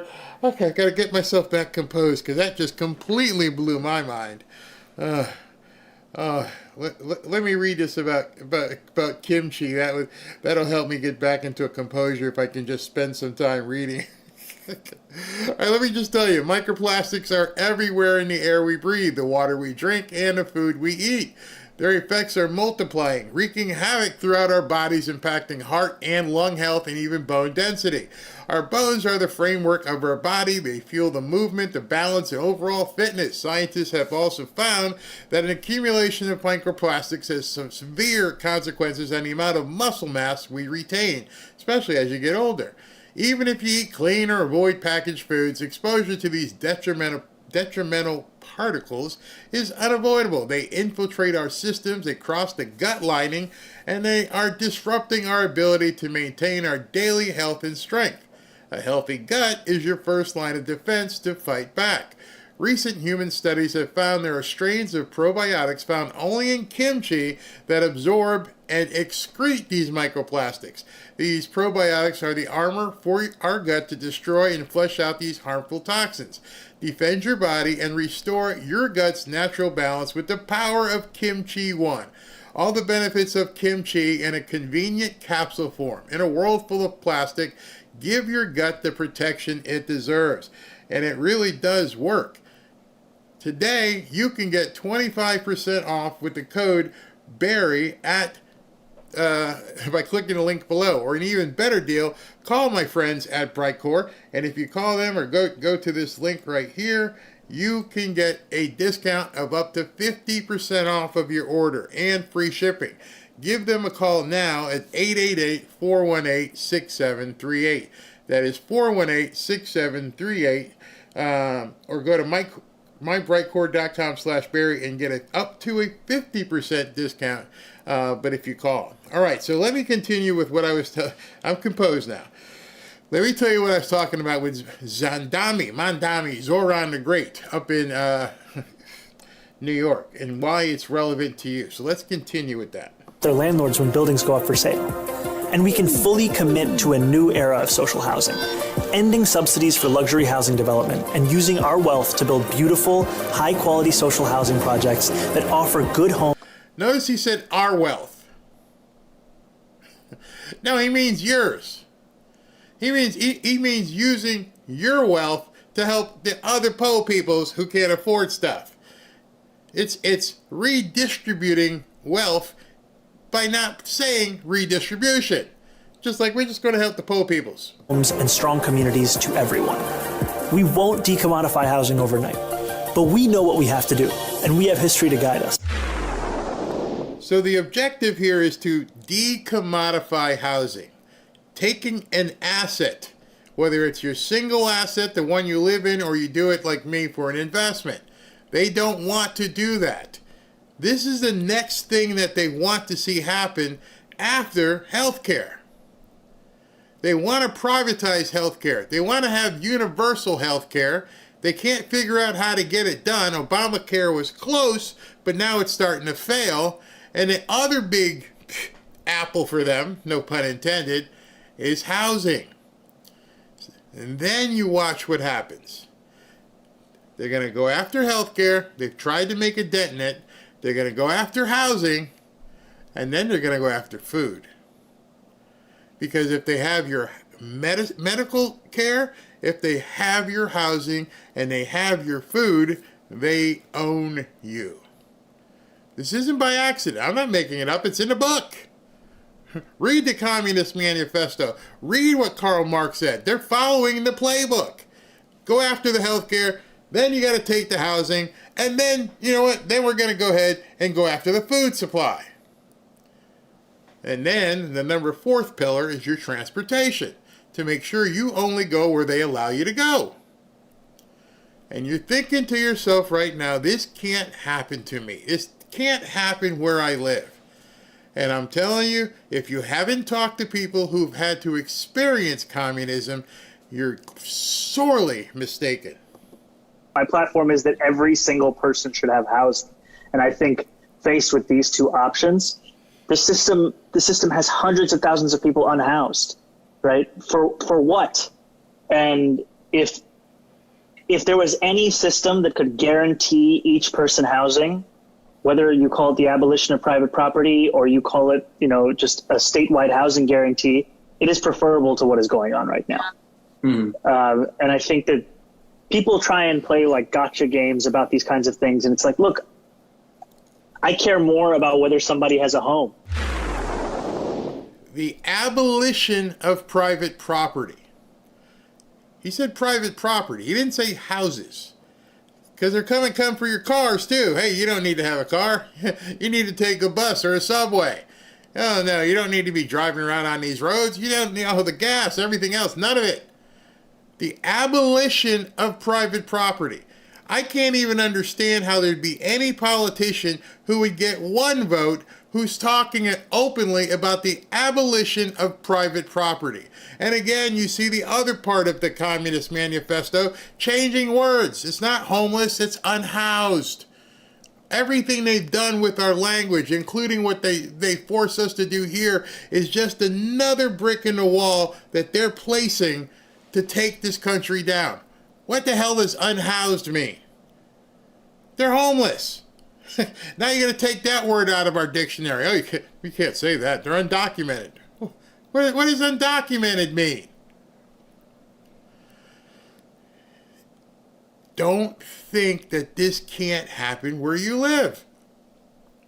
The old thing about putting the frog in the boiling water. You don't realize it until it's too late. New Yorkers are waking up this morning going, oh my gosh, it's really happening. Yep, it's really happening. There is no sign that the race is tightening at all, Kate Baldwin. If anything, Zohran Mamdani's lead is getting bigger, wider, larger. You look in September in a three-way, Mamdani was at 45, Cuomo 15 points back, Curtis Lewa, the Republican, at 17. Look at where we are now. Mamdani is actually up. He's up to 49%. Then you got Cuomo at 31%, so a 15-point advantage back in September on the average. Now it is 18 points. The bottom line is this. Andrew Cuomo needs something very big to change at this particular point, unless, of course, he becomes Teddy Roosevelt overnight. Because if something doesn't change over the final 2.5 weeks of this campaign, this race is pretty much over. What is the historical kind of precedent for a comeback like this? Yeah, okay. So I went back through the history books, Kate Baldwin. You know I love going through my spreadsheets more than anything else. I love my girlfriend. I love my spreadsheets. I love cream soda. What happens if we look at the historical spreadsheets? Look at this. Mamdani leads by 18 points right now. Look at the largest polling average miss since 1989. You know what it was? It was 11 points. You don't have to be a mathematical genius to know 11 points is less than 18 points. So if Andrew Cuomo is going to come back and win, either something like Curtis Lewa has to drop out of the race, or you need a polling miss that is nearly twice as large as the largest miss on record. So you're going to probably need something historically unprecedented for Andrew Cuomo to win this race if the polling average holds through Election Day. There are lots of reasons why. I would never have imagined that I would wake up some morning hoping that Andrew Cuomo would actually win. Somebody as slimy as Andrew Cuomo, we're like, dude, please, do something. Absolutely do something. You cannot let this guy win. New Yorkers, start slapping him. Wake up. What are you thinking? And I could see if people were being bamboozled. But people aren't being bamboozled. He's telling you, we're going to make prostitution just like completely legal. Yeah, we're going to just tax you at 50-something%. Yeah, we're going to not send police when something happens. You need to know and make sure you understand the people in the mosques. He's telling you with a smile, this is what I'm going to do to you. I'm going to abolish private property. And they're all just like, oh, okay, so he's so good. He's got charisma or something. Anyone picks one candidate over another, but what is some of what you're seeing why Mamdani's doing so well? Okay, why is Mamdani doing so well? Sometimes, Kate Baldwin, politics is simple. Life is never simple, but politics can be simple. And it simply comes down to this. Mamdani is the likable guy and Andrew Cuomo isn't. This is not a case of the lesser of two evils. You look at the net favorable rating, Mamdani is at plus 15 points. Andrew Cuomo has been underwater in the average poll throughout this entire campaign. You know, how do I say this without sounding crazy? I don't want this guy, this communist, to be in New York. I love New York. Donald Trump is from New York. But if this guy gets elected, I'm going to feel like Howard Letnick down here in South Florida. We're going to make so much money. And instead of saying tariffs, it's going to be because of Mandami. We are going to make so much money. This guy gets in, and it's going to be a mass exodus. People will be, when they wake up and finally, it'll be too late at that point. The water in the pot will be way too hot, and it'll be bubbling up on you, and then you're going to get shut out of South Florida. It's coming. I want to show you something to give you an idea, okay? Because he's talking. Well, let me play this next clip for you. So a lot of individuals in this city pay more than 50% of their income in taxes. When you talk about a fair share, how much more than, what is the fair share? What's the number? I've said that we should increase personal income taxes by 2%. Is you notice how he smiles when he's sticking his knife in you? We should move it up by 2%. So you mean 52%? That's what you want to charge people? Fair. And my point is this: give up more than half of your income. That's if you're making $1 million in New York City or more than that, you can afford to pay 2% more. And the reasons you can. All right. Now, I played this yesterday, and I wanted to show you something. If you make $1 million in New York City, you can afford to pay more. How do you know? Well, let's say some guy or some gal makes $1 million, and they have, I don't know, maybe a nice penthouse, and they're paying 10, 12 grand a month for their mortgage payment. And, they don't own a car because they use drivers, and they spend another $2,500 a month on chauffeurs and things to get them around. Their food bill, I don't know, and you can keep going on, and then you start realizing it ain't all that much. Well, Barry, they're making $1 million. Not if you're taking 52%. If between state and federal and city and everything else, they're taking 52% of your money, well, that $1 million, what's that, $100,000, $90,000 a month. If you're giving away 50, now you're down to 45. So how do you know what somebody can or can't afford is what I was saying last night. It's easy for people who are the have-nots to say, you can afford it. Well, what if I'm paying for this or I'm paying for that? So what you're telling me is I have to stop paying what I'm paying for because you want my money to give to somebody else. So now let me show you why there will be a mass exodus in New York City. There's this, I went and got this from bankrate.com. And it is a calculator, and it's meant for people who are about to move to see what you're making now in one city and what's the value of it in another city. Meaning, is it cheaper or is it more expensive? So if you're moving from New York, I don't know, let's say you're moving from New York to Fort Lauderdale.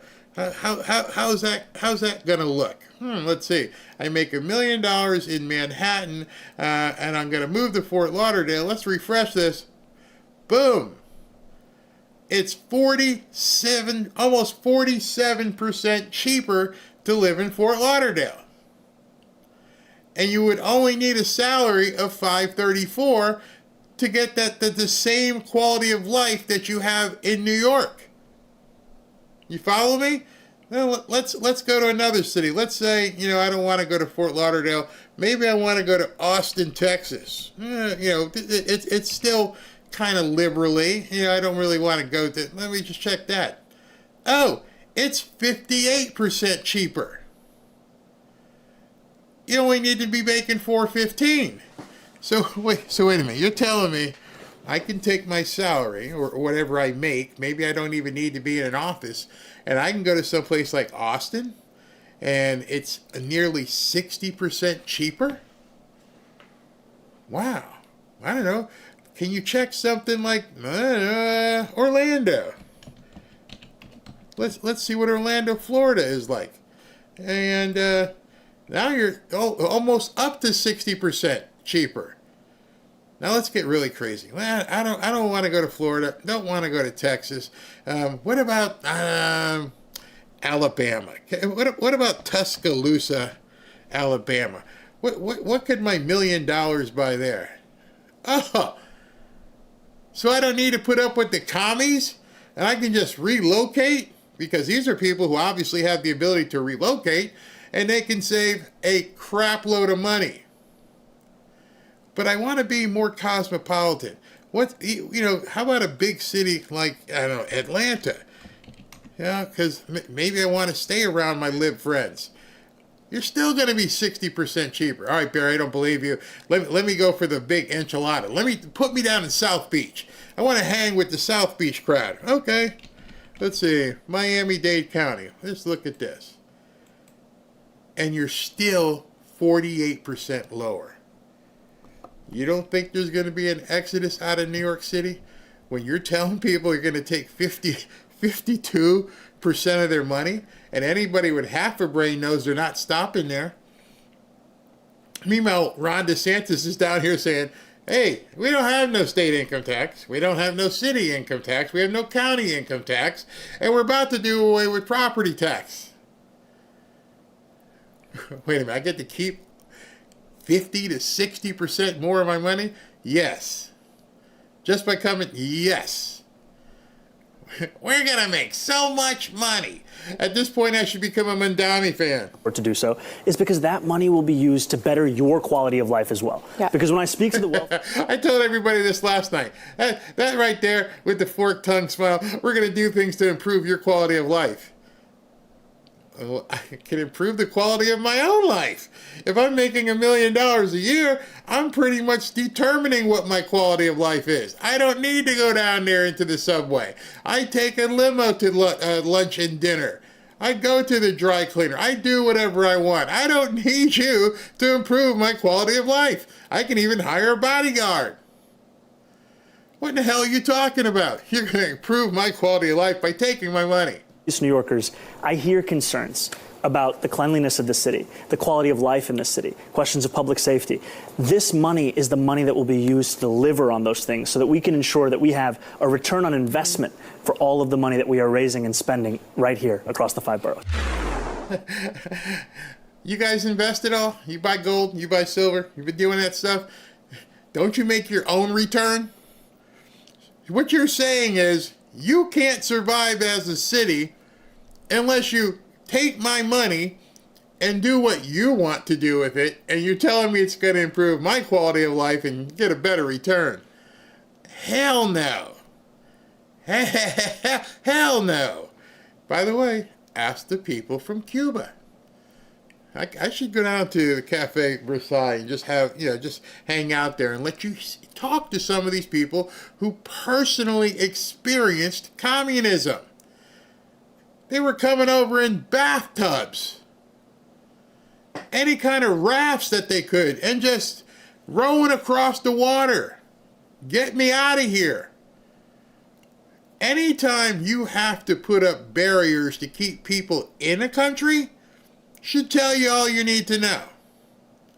You're not allowed to leave. What do you mean? You can't leave.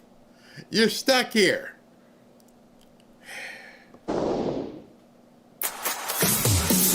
You've heard people say it. Socialism just hasn't been done right yet. But the truth is, it's been tried over and over again, and it's failed every time. Venezuela once had the richest economy in Latin America. Then it embraced socialism. Within a decade, the currency collapsed, and inflation hit 1.7 million%. People say 1.7 million%. And then there were bread lines. From being a vibrant country to crap.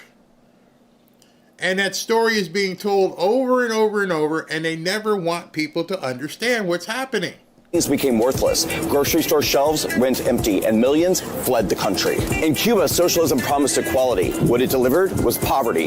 Today, the average monthly salary there is under $20, and people stand in line for... Stop. The average monthly salary in Cuba is $20. That's because we take care of you. You don't have to worry about anything. The government's taking care of you. We're from the government. We're here to help. For basic goods. In the Soviet Union, over 100 million people died under socialist communist regime. It wasn't bad luck, it was the system itself. Every time government takes control of production of wealth, freedom disappears and suffering follows. People say, we'll do it differently here, but every socialist experiment starts with the same promise and ends the same way. Shortages, corruption, collapse. So don't fall for the myth that socialism just needs the right people to make it work. It's been tested dozens of times in every continent, and it fails every time.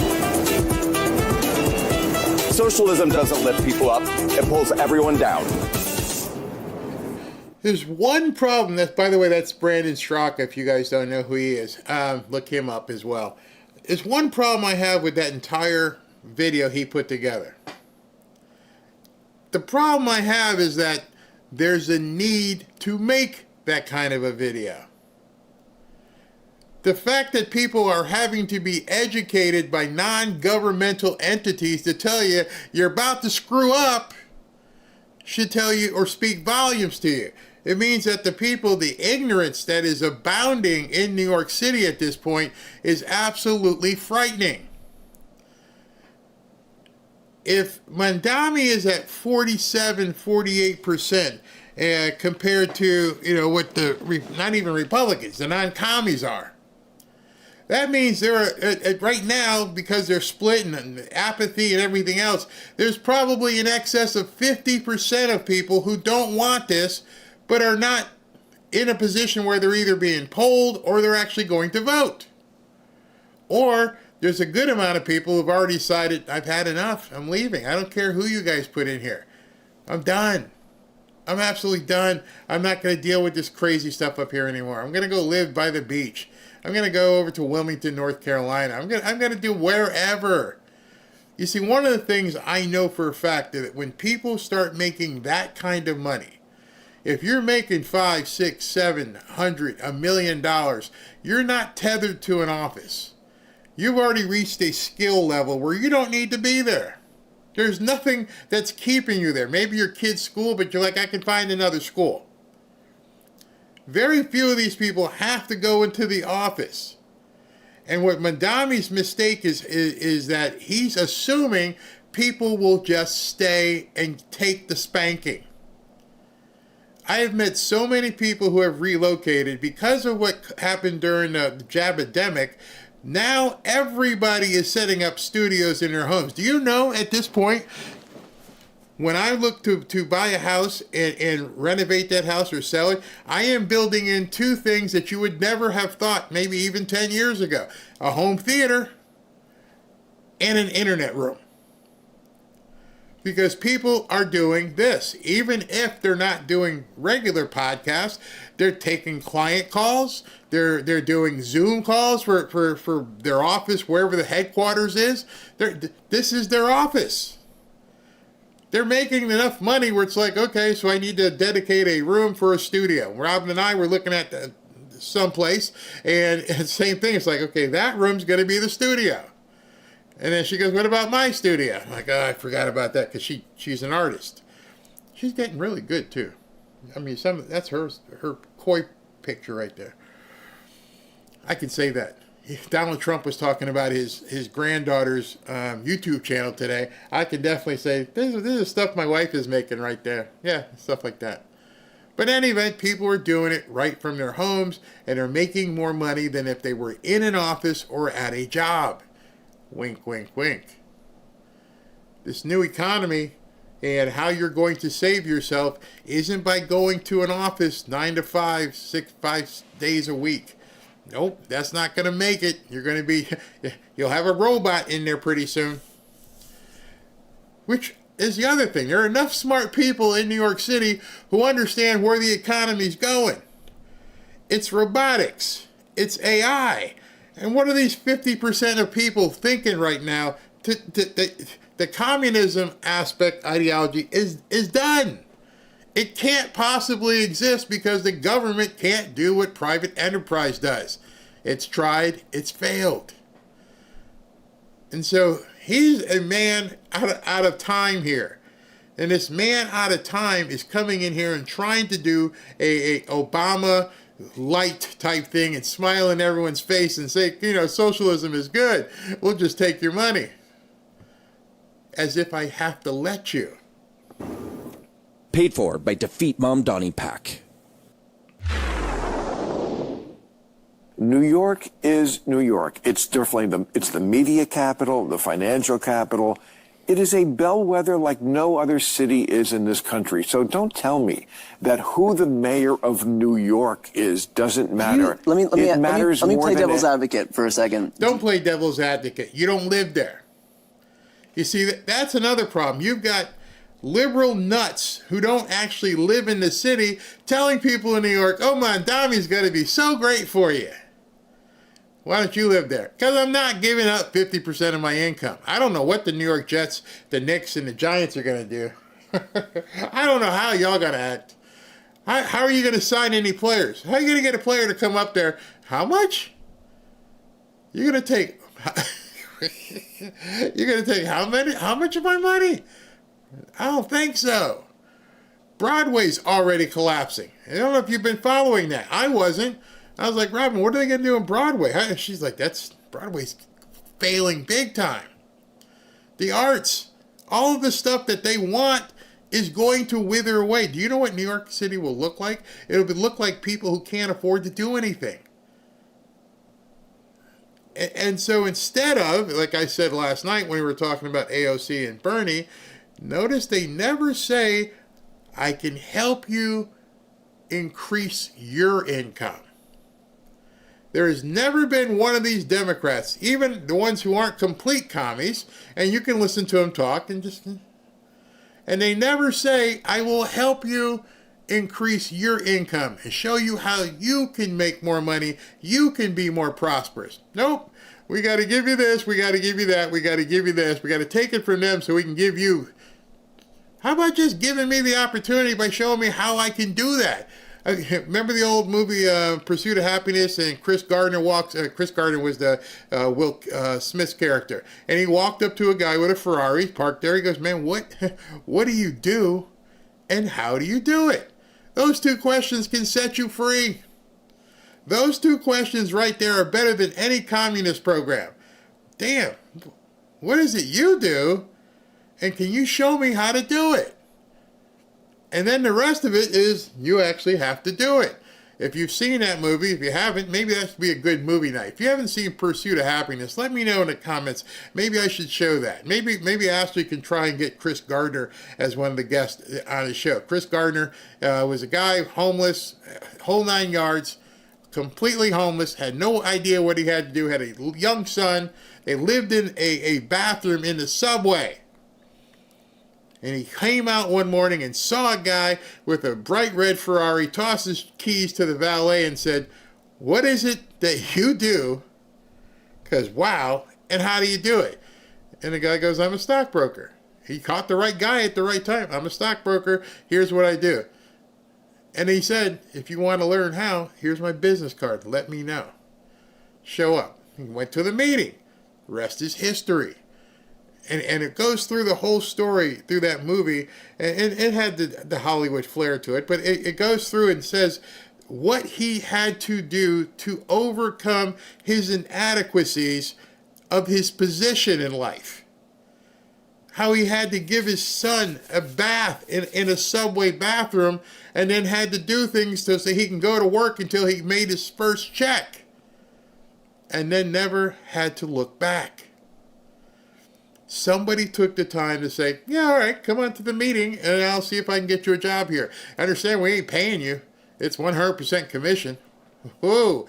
How many of you have ever worked on 100% commission? That is the ultimate of meritorious living. If you don't sell, you don't make any money. And so everything from stockbrokers to car sales, people who make a lot of money understand performance-based earning. I guess I'm performance-based earning. I don't have anybody giving me a paycheck. We'll spend here three and a half. Right now we're at 2 hours right now. There's nobody coming over. It's Friday. Did the guy with the check come by, honey? Nope. Nobody came by with a check. What are we going to do? You better get in there and start making more videos, honey. Oh. See, until you can walk out on that plank, that's where the real money is. You got to walk out on that plank where you're not beholden to signing the back of the check. When you start being able to sign the front of the check, life changes completely. The Democrats never want people to learn how to sign the front of the check. Everything they do with their communist manifestos and what they want to do is to keep people not even signing the back of the checks, just looking in their EBT card and just having it given to them. It's disgusting. You think, let's say, on the seize the means of production, do you think that the mayor, that one person, if he is a democratic socialist, do you think that he would have the power and influence to be able to, like, usher in socialism? He definitely has the power and influence to elect J.D. Vance or whoever is the Republican candidate next time. There's the answer. This is going to be a groundswell. There are people like J.D. Vance are going, are they really going to do this? Are they really going to destroy the biggest city in the country before the 2028 election? Oh, I couldn't ask for more if I was J.D. Vance. Like, I would put a giant spotlight. You're in Donald Trump's hometown, where they're going to film all kinds of things. Watch what happens. Is this what you want for your life? Is this what you want in Minnesota? Is this what you want in this town as this stuff is spreading? Is this what you want for America? Unfortunately, there's enough of these nuts that make it even close. It shouldn't even be close. But we're in a want to be fed mentality. Like kittens. You know, once you can either teach a man to fish or you can give him a fish. And for some reason, we know why. They don't know the Bible. That's right. Is a walking commercial for the Republican Party I think nationally. the Republicans are going to. When you let the Democrats, socialists, and now they're actually calling themselves socialists, when you let them take over a major American city, this is what you get. The state-run grocery stores, which work so well in Cuba and the Soviet Union and Venezuela, just bad ideas. And again, this ugly streak, streak of anti-Semitism. Who's the most popular? You know, one of the problems that commies have, socialists have, is all the people who are pushing socialism, and you can look for yourself. Every single one of these politicians, media people, podcasters who are pushing socialism already are capitalists. Bernie Sanders, he had to stop saying millionaires and billionaires because he got to the millionaire status. Oh, I can't say it. Billionaires. Elizabeth Warren, AOC, this guy. Everybody pushing socialism for you is making out like bandits themselves. Why don't people notice that? Why don't people notice that these people here are capitalists to the core? They're owning houses and they're buying boats and everything, but they're telling you the white rich guy is a problem. And the idiots don't even realize those are the people. You remember a year ago when AOC was talking about how bad Florida was?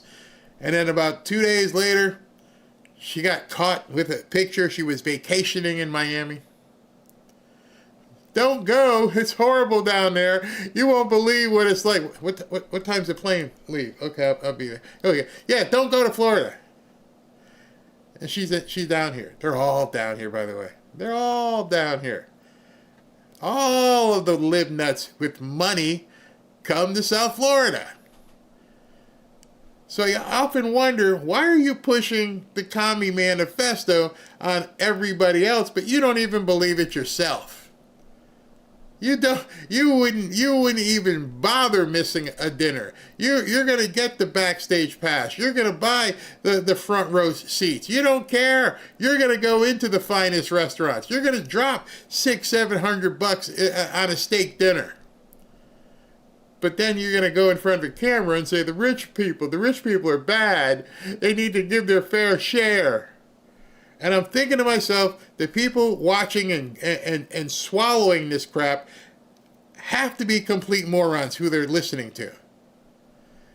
When you have to get dressed a certain way just so people don't see what you have in your closet because they would get mad, you know something's wrong. The other day when Erica Kirk was on with President Trump, the next day everybody was taking pictures of her rings and stuff. Oh my God, I can't believe she had all that gold on. You ain't met my wife. There's nothing wrong with it. You've been conditioned to thinking it's bad. You shouldn't have that. You know, the whole "you shouldn't have that" crowd down here would be very, very upset driving around. I think in 2 weeks or so, the Fort Lauderdale boat show is happening. You have no idea what kind of money you're going to see there. I still got to do the video. I need to drive down through some of those areas and show you how people actually live. Most of them have Trump flags up because they know it's all about being prosperous. You cannot do what you need to do without being prosperous. And I'm telling you, if you're in the chat right now and you're thinking to yourself, how can I move forward? I would look at something that will test your intestinal fortitude. I would look at something that pays you 100% commission. Watch how long you last. If you have to be a check each week, you may not be ready. Maybe you need to work on your job part-time and do something else on the side where you can test the waters. And then you realize, I need to make 10 more calls. I need to make 20 more calls. And then you get your ratio and say, if I make 50 calls and I close 2 clients, I made $5,000. Being paid on performance is so much more freer than going into an office. Politician on the left. AOC? I don't know. One of, but who's Bernie is Bernie, yeah. Bernie is, I mean, he's not a capitalist, you know? No, he's not. And he's also not president. He's not, but never would be. But neither is Mamdani. No, but he will, trust me, he will be featured in the campaign commercials. But they're going to feature people, they boogeyman everybody. Yeah, but you don't have to boogeyman him. He does it to himself. But they'll do it regardless. Nancy Pelosi, Hillary Clinton, Gavin Newsom. Yeah, but they make anybody into boogeyman. Nancy Pelosi, who eats $25 ice cream out of her $3,000 refrigerator, might have been a bad example to use. Gavin Newsom, does this guy have any idea the kind of wealth these people have? I think it was... Just have more weight when it's real. I mean, when you can really show it. Ladies and gentlemen, let me be very, very clear. If the Democratic Party becomes the likes of Zoran Mamdani, who, by the way, I like, I'm not trying to throw any shade on him or anything like that, but if the Democratic Party becomes him, you have no chance. You have no chance on a national basis in terms of the presidency. In Senate seats in the House, you have no chance. You have no chance. I want to be very, very clear about that. You might have a Democratic Socialist sprinkled here and there, but that ain't what America is. America's about capitalism. America's about dollars and cents. America's about an economy, a flourishing economy. Okay? And you know what it's not about? Free stuff. Somebody got to say it, so I'm going to say it. Somebody got to say it, so I'm going to say it. I'm going to say it too. America is not about free stuff. That needs to be on a t-shirt. America is not about free stuff. Because there's no such thing as free. Somehow the communists don't understand that. Or they're just ignorant to it. There is no such thing as free. I mean, you can walk around and pull an orange off the tree. I guess that's free. But if there's an asset that someone is giving you, that asset is not free. Somebody had to pay for it. And then somebody had to keep paying for it because of the different taxes. Oh, well, you drive the same roads. Yeah, but I've paid for it already. Why am I paying for this again? They just want to keep taking and taking and taking. You can't let them. You're going to have to stand up and let everybody know that this is a BS ideology. Because obviously, a lot of these people just don't know. And I can tell you right now, we're licking our chops down here. Many people, not just me. There's a lot of people down here just going, oh, this is just going to be fantastic. Howard Lutnick, I'm going to turn into Howard Lutnick probably by Christmas. Because once we put this house on the market in the next 2 weeks, you might not see me for a couple days. Because when we put this house on the market and we see what kind of offers get in, I'm going to be like, Robin, let's go. We going on a jet. Nah, I'm kidding. I'll broadcast from a jet. I don't care. I'm not giving up. I'm not going out like that. I'm not going to just fold just because we make some serious jack on a house. But that's the kind of thing that these must. Did I say that? Mamdani is pushing, and he's pushing these good people out of New York City, and they're not gonna keep it. So, while I don't want to see New York City turn into a socialist utopia, I can't wait. And if you were smart, just make sure the people in your neighborhood know so it doesn't happen to you and where you live. It might be too much for the other people. What about climate change? You wouldn't want to be in my house. I thought it was, when Robin and I first got married, I like to keep it cool in the house. I like to keep it like a 71, 72. And then as Robin got older and went through the change of life as a woman, I have to get extra blankets. I have to get extra, because she likes to keep it at 69 and 70. So climate change, the climate change is doesn't exist down here. No, it doesn't. It's people have asked me, how do you deal with the heat? And it's the funniest question because we don't.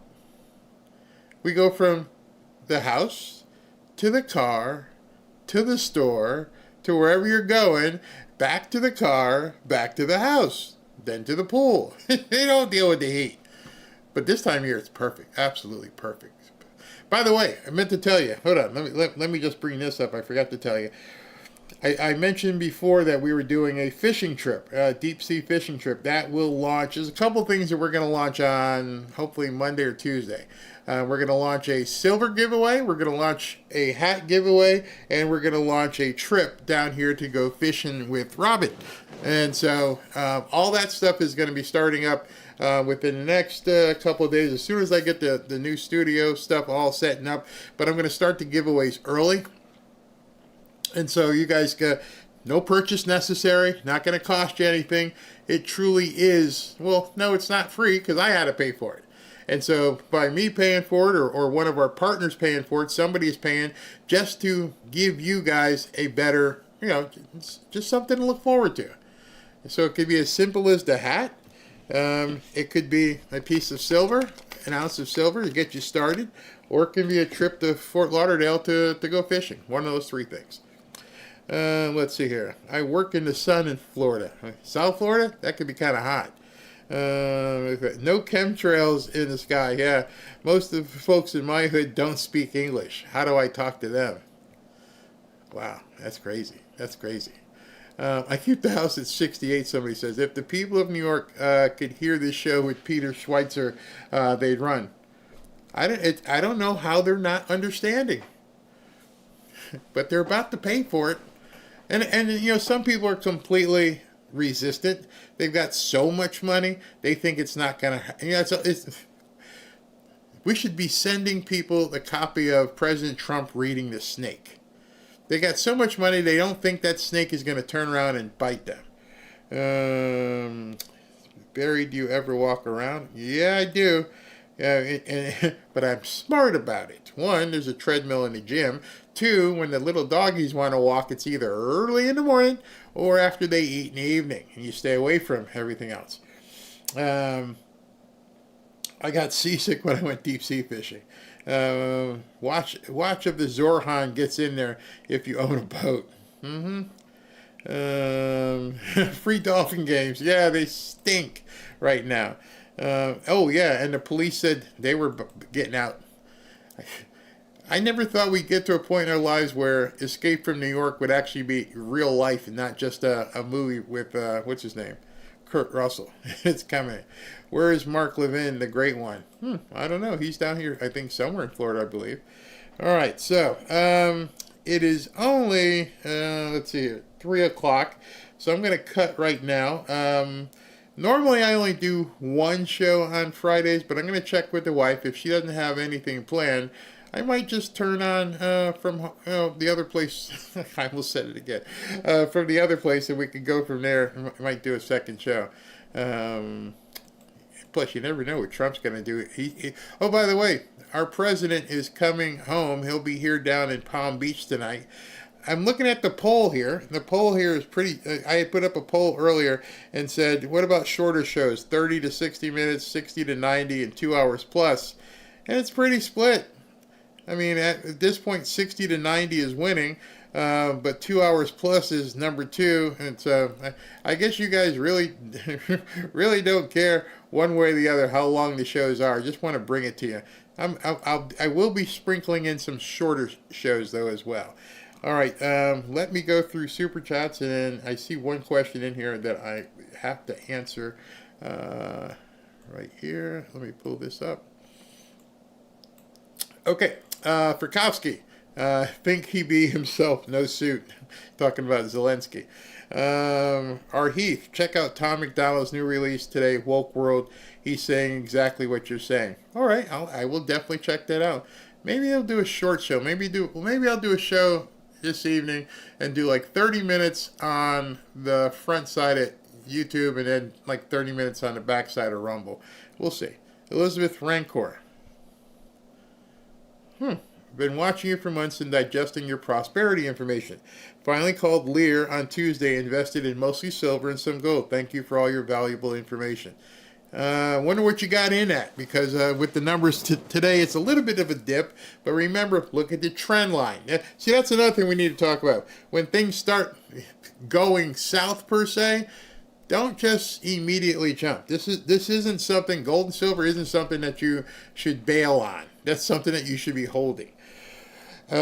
Wizard of Obarks, Democrat utopia in a prison economy. They provide housing, food, job, and safety. If you don't comply, they will put you back in that prison. Exactly. Dave the Patriot, arrest Zelensky for war crimes. War over. Simple. Alessia, may suggest a Rumble Movies Night, The Killing Fields, 1984 British biographical drama film about the Khmer regime in Cambodia will highlight communism. Thanks, Barry. That was a very good movie, by the way. Brian Newland. Maybe that's what we can do tonight. We'll see. Brian Newland, I think Don Jr. and Trump Enterprises need to start buying land in New York City so Zoltar the Great can't get his greedy hands on it. They probably own a lot. Shrek. His name is Shrek. God bless our great president. Craveless of fake MAGA. Okay. Shrek again. Can you give a shout out to my friend Carbs? He is a big fan and waiting for his mammogram. Hopefully you mean she. But if it's a he, he's waiting for his mammogram results. Carbs, how you doing? Hope everything works out. Fazul, Mandami, breadlines, rat your neighbors, Kami 101. It's coming. Starfleet, Barry, my bearskin hoodie came today. It is very high quality and warm, just in time for winter. It's an amazing hoodie. That bearskin hoodie, I mean, I put it on, I immediately felt my core temperature warming up. I'm like, I'm going to burn up while I'm talking about it. Ernest Walker, thank you. Hey, Barry, you would be proud of me now. I am monitoring 4 different screens at a time to cover the feeds, and you're the best one to watch. Wow, 4 screens. There you are. Now you're jumping into the deep end of the pool. Susanna, happy birthday. Oh, it's Eric's birthday today? I didn't see it. Happy birthday, Eric. Captain Danny, U.S. financial hub goes communist, market crashes. I've told you they built a redundant Wall Street right down here. If after 9/11 they made sure if anything like that ever happened, they were ready to go. So it wouldn't even blink if they decided to start up down here in Miami. Tinley, New York, move the stock exchange. It's coming. Eric Grant, and that's another job you can do from anywhere. Eric Grant, and I'm a truck driver and appreciate your longer shows. Hey, Eric, thank you. Jay Smith, real estate workshop planned yet? All right, so that's what I was thinking tonight. If not, it would definitely be tomorrow. I'm gonna start by talking about Letitia James and what she did and how she did it, and you know, dig into that, and then we'll go into how you can be looking at things in your area right now and noticing what's happening. Brian Newland, that's our president. I love it. F-bomb. Lynn, me and my husband are comfortable. We both have stock portfolios that are good, but we live like we are poor. I want to retire at 55 with no stress. That's a great goal to have. Mr. Mike, if New York stays this course, it looks like Kensington in no time. He's talking about Kensington, Pennsylvania. New York stays this course, it'll look like Kensington in no time. Thanks for the Bible. Oh, you got yours. Congratulations, Mark. Thank you very much. And Elizabeth Rancor, 50-25 for silver on Tuesday. Wow, it's gone gangbusters. All right, everybody, I will talk to you very soon. I'll post if we do something tonight. Thanks for tuning in. I'll see if President Trump has anything on a plane or so. One of the other things we're going to do now that we're getting multiple locations, we're going to start ramping up the unhosted video. So I still got to come up with a name for the unhosted. Maybe leave those in the comments so I can check. But you know, if I'm not going to be on camera, but there's something I want you guys to see, I want to put those up and then come up with a name. Maybe it's just unhosted, unplugged, something like that. But we'll come up with a name. But I want to start doing those things too. All right, talk to you guys very soon.